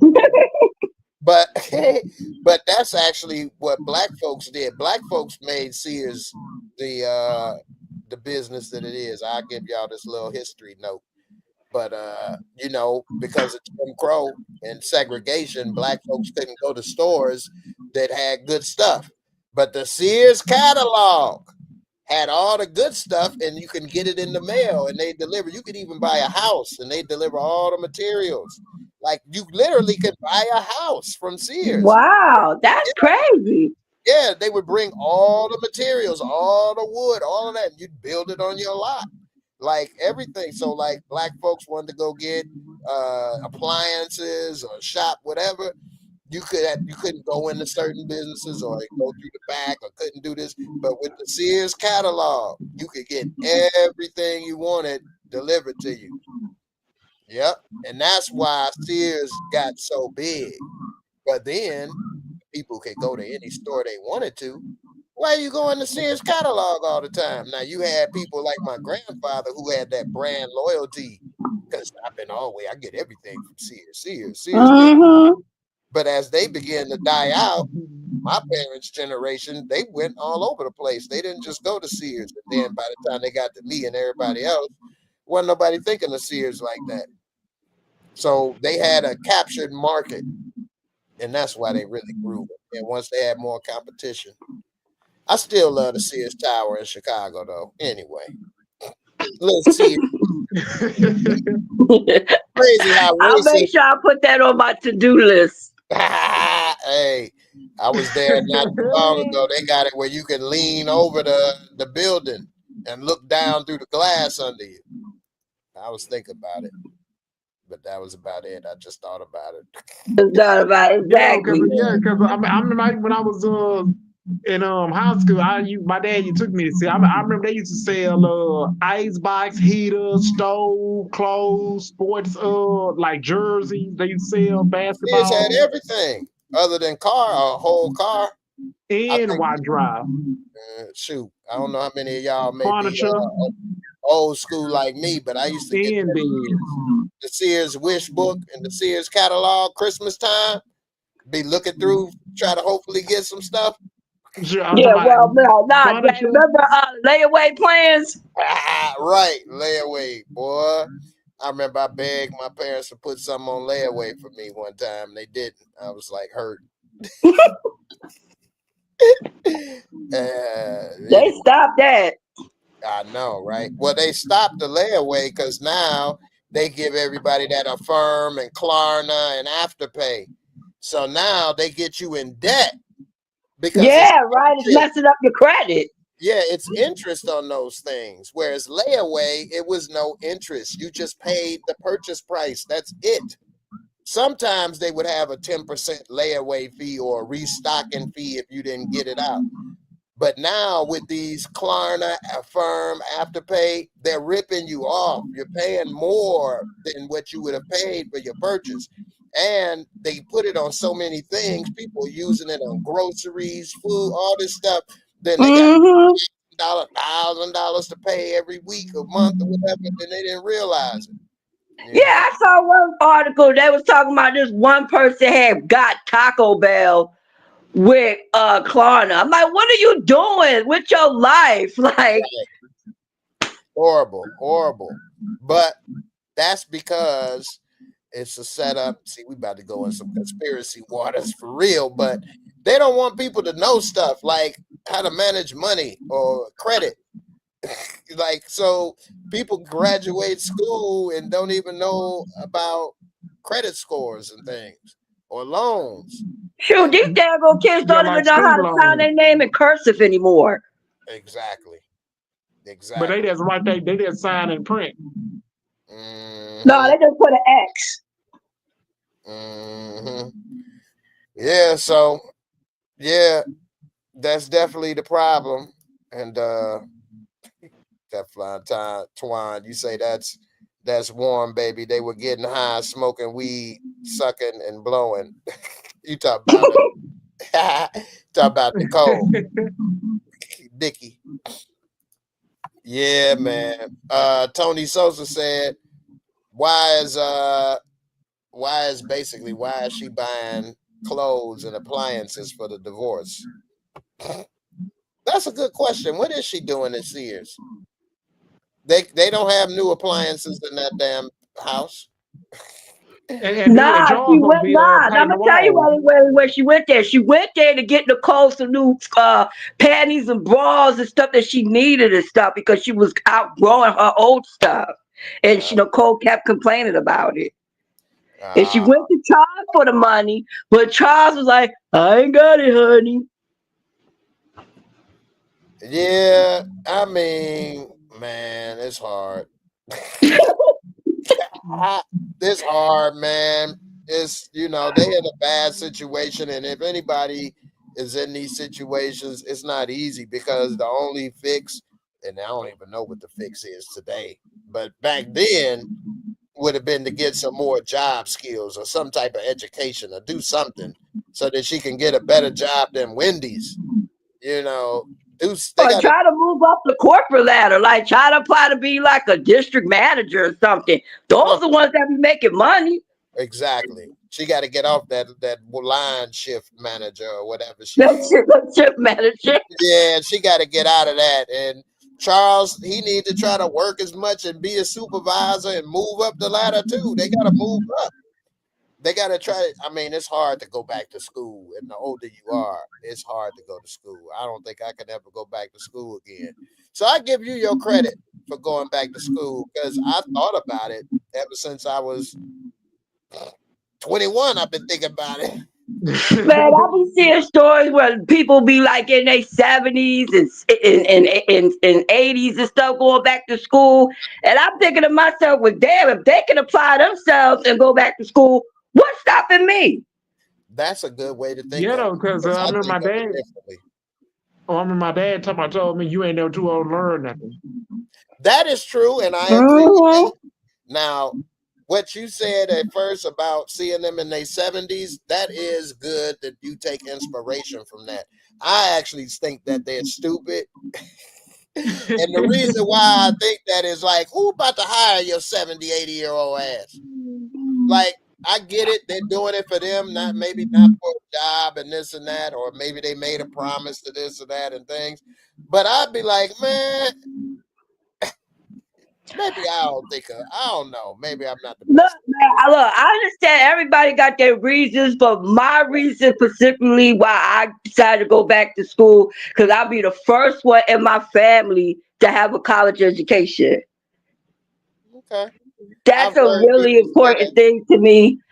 So, and then I got my kids looking at me and stuff. So my dad, I've heard people say that, and it made me do some thinking. My dad is the only one that graduated college. Mm-hmm. If I want to count my mother's sister, my mother's daughter. But they're the only ones. Now, I don't know what that means. But they are the only ones that did it.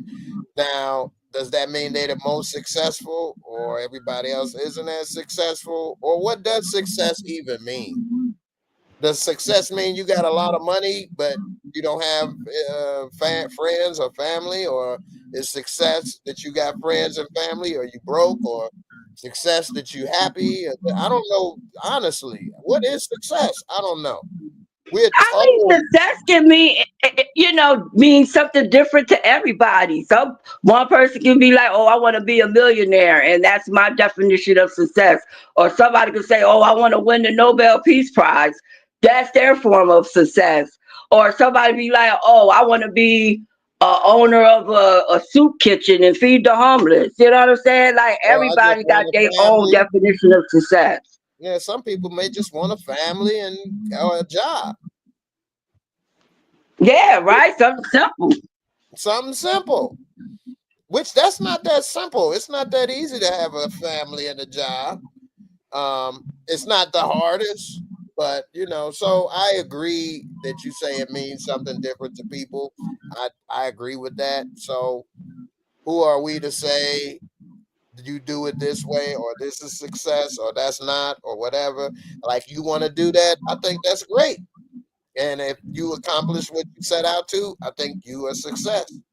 You don't have to be a doctor or this or that or lawyer, whatever. I think if person is living their life and accomplishing their goals, whatever it may be, I like to think of that as a success. I don't know. It's difficult. Yeah, I mean, like you think about like when you was a kid and you be like, oh, what you want to be when you grow up? Of course, people be like, oh, I want to be an astronaut, or I want to be the president. Years down the line, you ain't nowhere near that path that you said you wanted to be when you was a kid. You, but also you have to give yourself credit that you're talking to a kid. What the hell did you know? You was a kid.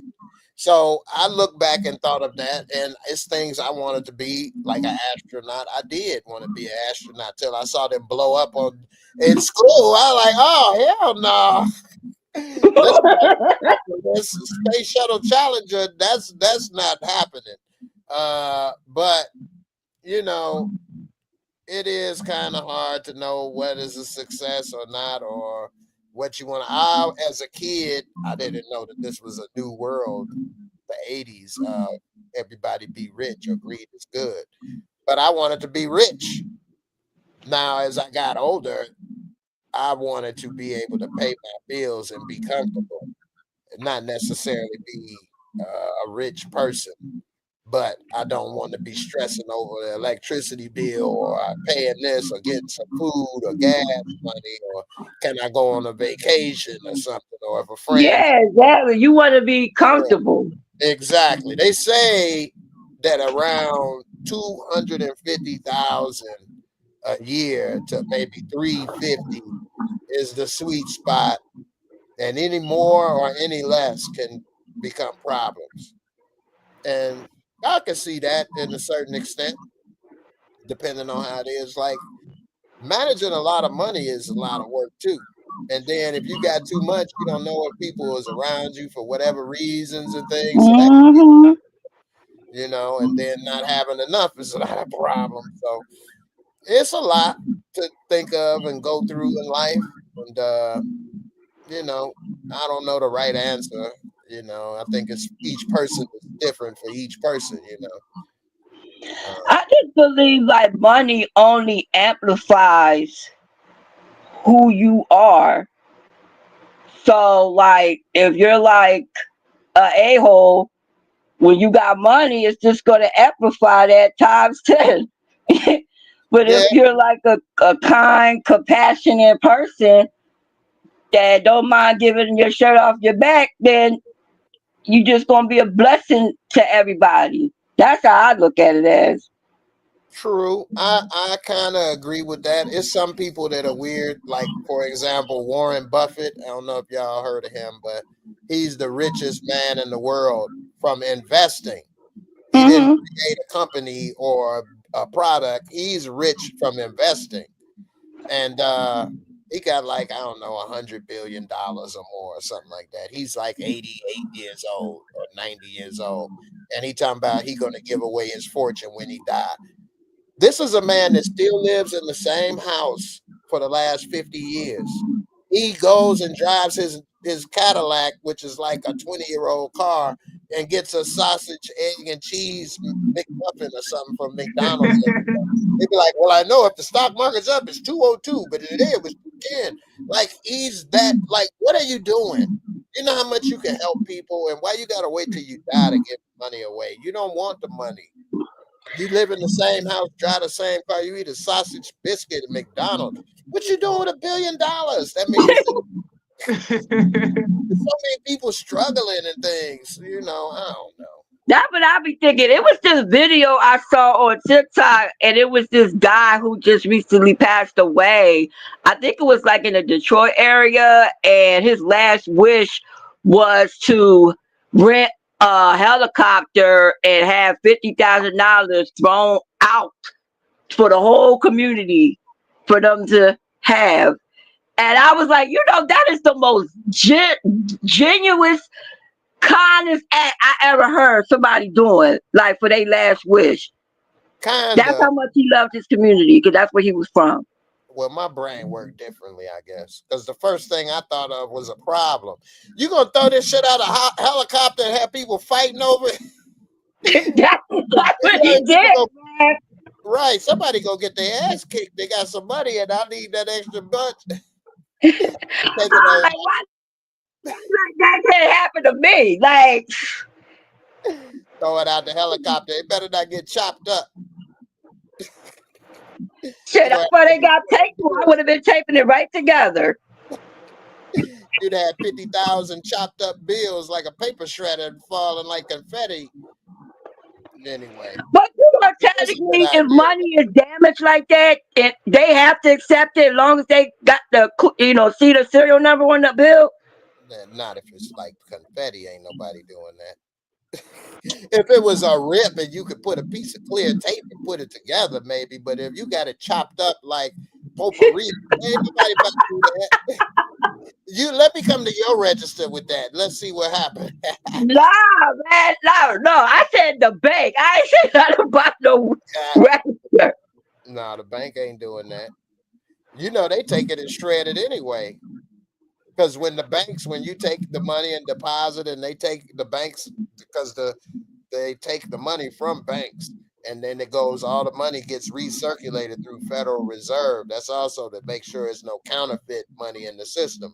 And then they take out the old bills, shred them, and then they keep the new bills in, because the bills get wore out or whatever. It was actually a movie about them with Queen Latifah and some people, and they took the old bills or something out of the Federal Reserve or something. I don't know. Well, I didn't see that one, but I saw that one with 50 Cent called Dinner Thieves. Yeah.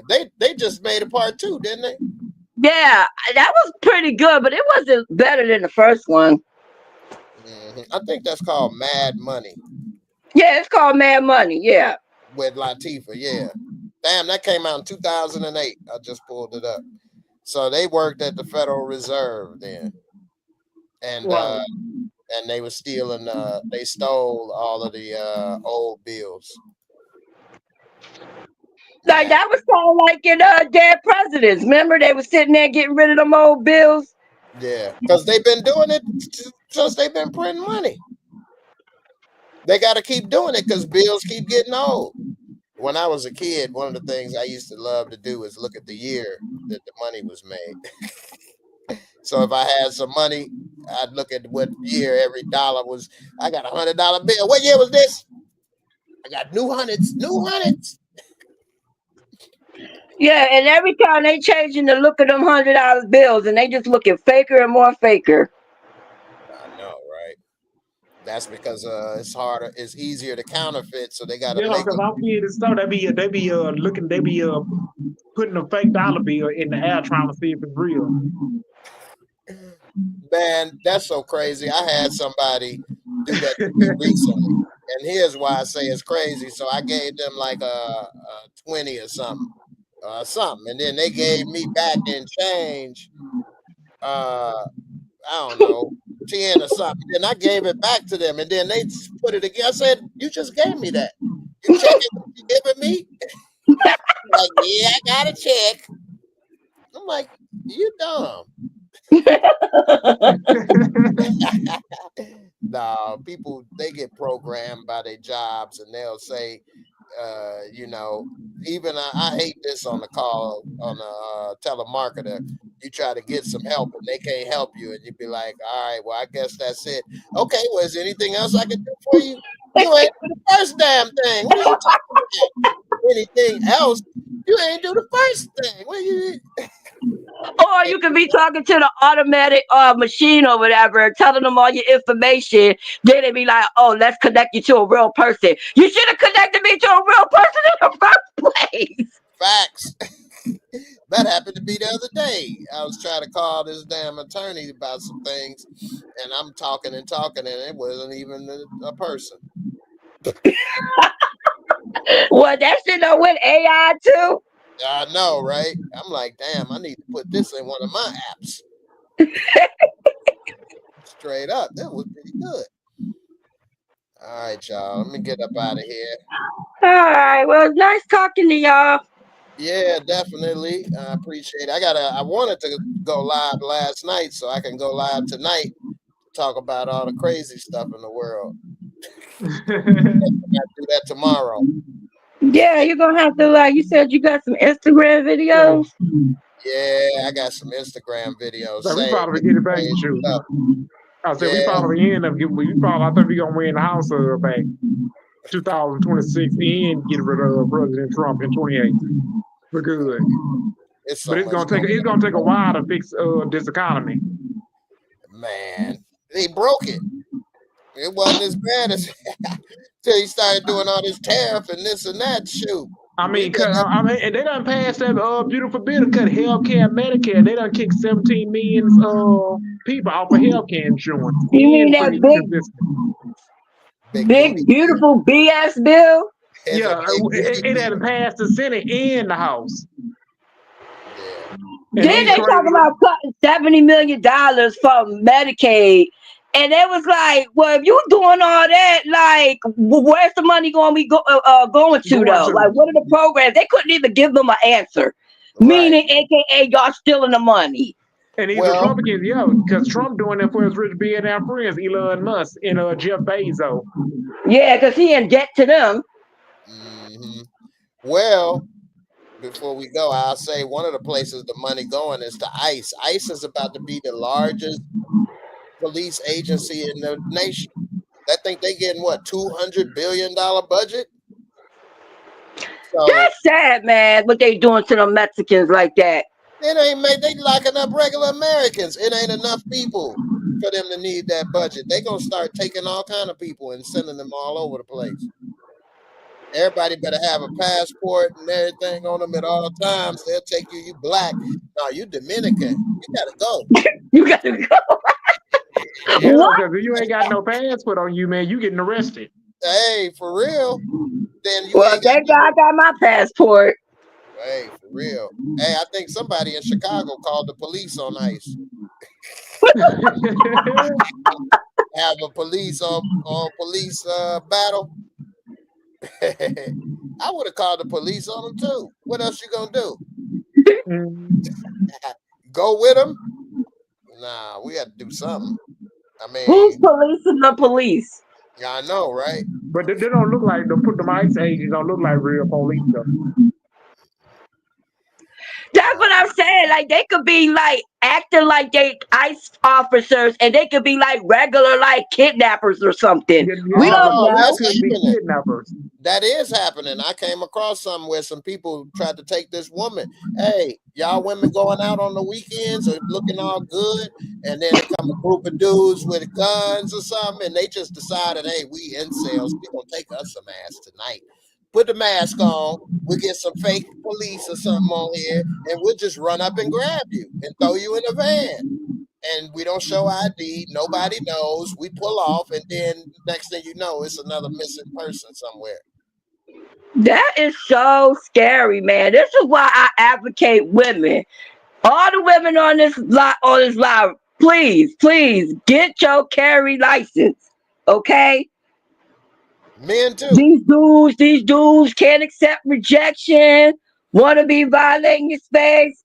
Hashtag click boom, click boom, click boom. Hey, also, men too, because I got one of the videos on Instagram of this dude who had a cyber truck. He had some business, and he broke up with his girl, and she came and shot this dude dead while he's in the barbershop, in the barber seat, getting a haircut. She killed him. I remember that. That was cold. Yeah, and then she offed herself. TK Kirkland, who I saw, he had, although his comedy special this last week that I saw him, it wasn't that funny. He was really preaching more than telling people to get credit or get you some life insurance.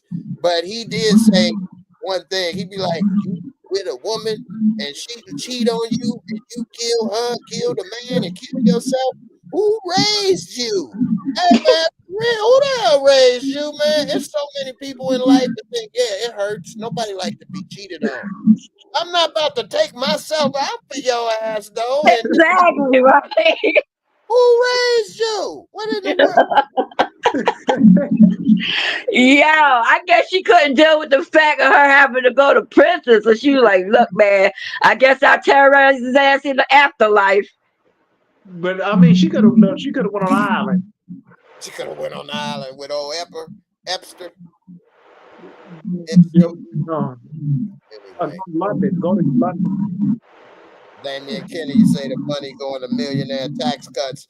Well, the money not going there. It's just not coming from there now because they getting the tax cut. So now they're not going to pay nothing. But the money that we pay in taxes, they're taking that money and applying it to other stuff. You know, we're trying so bad to dismantle Social Security. By the time our kids have kids or whatever, that junk probably be gone. Yeah, that Social Security gonna be out the window. Well, the part that he's doing, because they work for corporations, so the corporations are telling them to get rid of it and make it private. So what they do is they defund things in the government, just like what happened in Texas in that flood. They defunded the satellites, so nobody got the warning in time. But they like to say, "Well, who knew? Nobody knew. We would have known, but you defunded and cut all the shit." Then they like to say, "That's why it should be private. The government don't work." Now they cutting Medicaid. Then people won't get stuff. Then they'll say, "See, told you the government don't work. Told you Medicaid don't work. Let's go private. It don't work because you broke it. You can't break something then say, see, told you it don't work. Let me do it." No, nigga, you the one broke it. And half of these doctors don't even want to accept Medicaid. They don't. That's one of the problems I'm having with my damn teeth.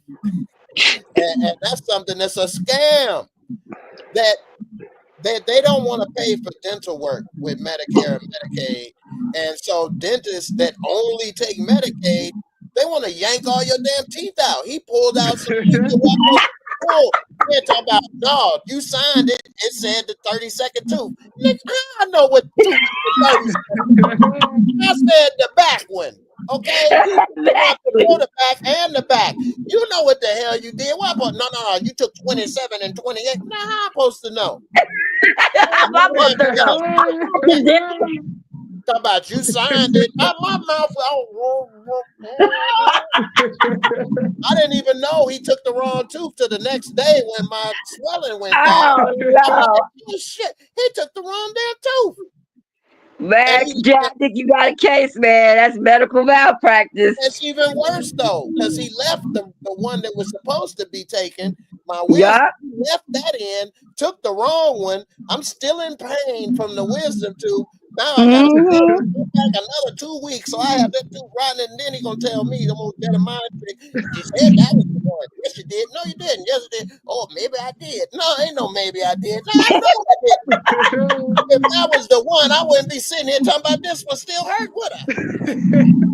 I tell you, half of these doctors they be having that accept Medicaid, I think they like students or they like doctors that getting cut it, you know, like for real, because they do not be knowing what the hell they be doing half the time. Nah, and he think he's so cool. Man, I ain't your friend. Hey man, man, I ain't trying to hang out with your ass. Hey man, how you been? Hey man, pull the right tooth. And so now I gotta get some. He want to pull all my teeth. I'm like, oh, is you crazy? Oh, speaking about that, is your mom feeling better? Yeah, she feeling a little better. I gotta get a second opinion at the dentist because he said that my jaw gums is receding. Like, oh my God. Yeah, that's no good. Cause if your bone and your like in your teeth, if that shrinks too much, then they not gonna be able to like give you no implants or nothing like that. Unless you get like some type of surgery for them to put like a metal plate so they could put the implant so it See, I can be want to get some sturdy. implants too, so I need to hurry up and do something before I be Yeah, because they said the longer you go without teeth or dental care, the worse it's gonna get. Yeah, man. So, man, if I ain't said it already, please subscribe, hit the like. Let me get some teeth Exactly. right Help here. Brother Jay out. Yeah, this is all cosmetic. And it Now, ain't. see, if you would have never said anything, well, of course I already knew because I follow you, but I already know. But I'm just saying, to the average person, they would have never known anything Well, unless you tell them. that's true. Well, I told everybody, but it ain't like I say it every day. But hey, and the bottoms was really bothering me, and now I lost them. Got my teeth are shifting at the bottom, and it hurt and all that. Man, I'm oh, gonna tell you something. Like, if you had to spare $20,000 hanging around, you sure get a new set of teeth. I know, right? I'm actually working on that. I got so many things I'm working on. I don't know if it'll all work out, but I am working on trying to fix that because it ain't for nobody but myself, and I need to get that. Oh my goodness. Anyway, I just think in 10 years, oh no, I can't. I gotta do something now before it's too late. So I may have a new car in my mouth one day pretty soon. $20,000, $30,000. That's so much money. That's a lot of money. Anyway, good grief. All right, y'all. It's midnight up in here. Get ready to get up out of here. I done got Y'all sad. crying, sweat, laughing. I know. I didn't think we didn't talk about Medicaid cuts. We got sad up in here, man. Y'all gonna This see is me crazy. shaking the can. I'm gonna be shaking the can for views. Yeah, right. Shaking the cash. For real. Anyway, y'all have a good night. All right, you too. You too. Yeah, y'all have a good night, good weekend, and everybody, thanks for coming through. Peace. Peace. Thanks for coming through, Steve, and encouraging Warrior. Y'all have a good one out here. Have a good weekend. What's left of it. Be safe out there. It was raining pretty bad out where I'm at, so be careful out there in them streets. Deuces. See y'all on the next one. Peace.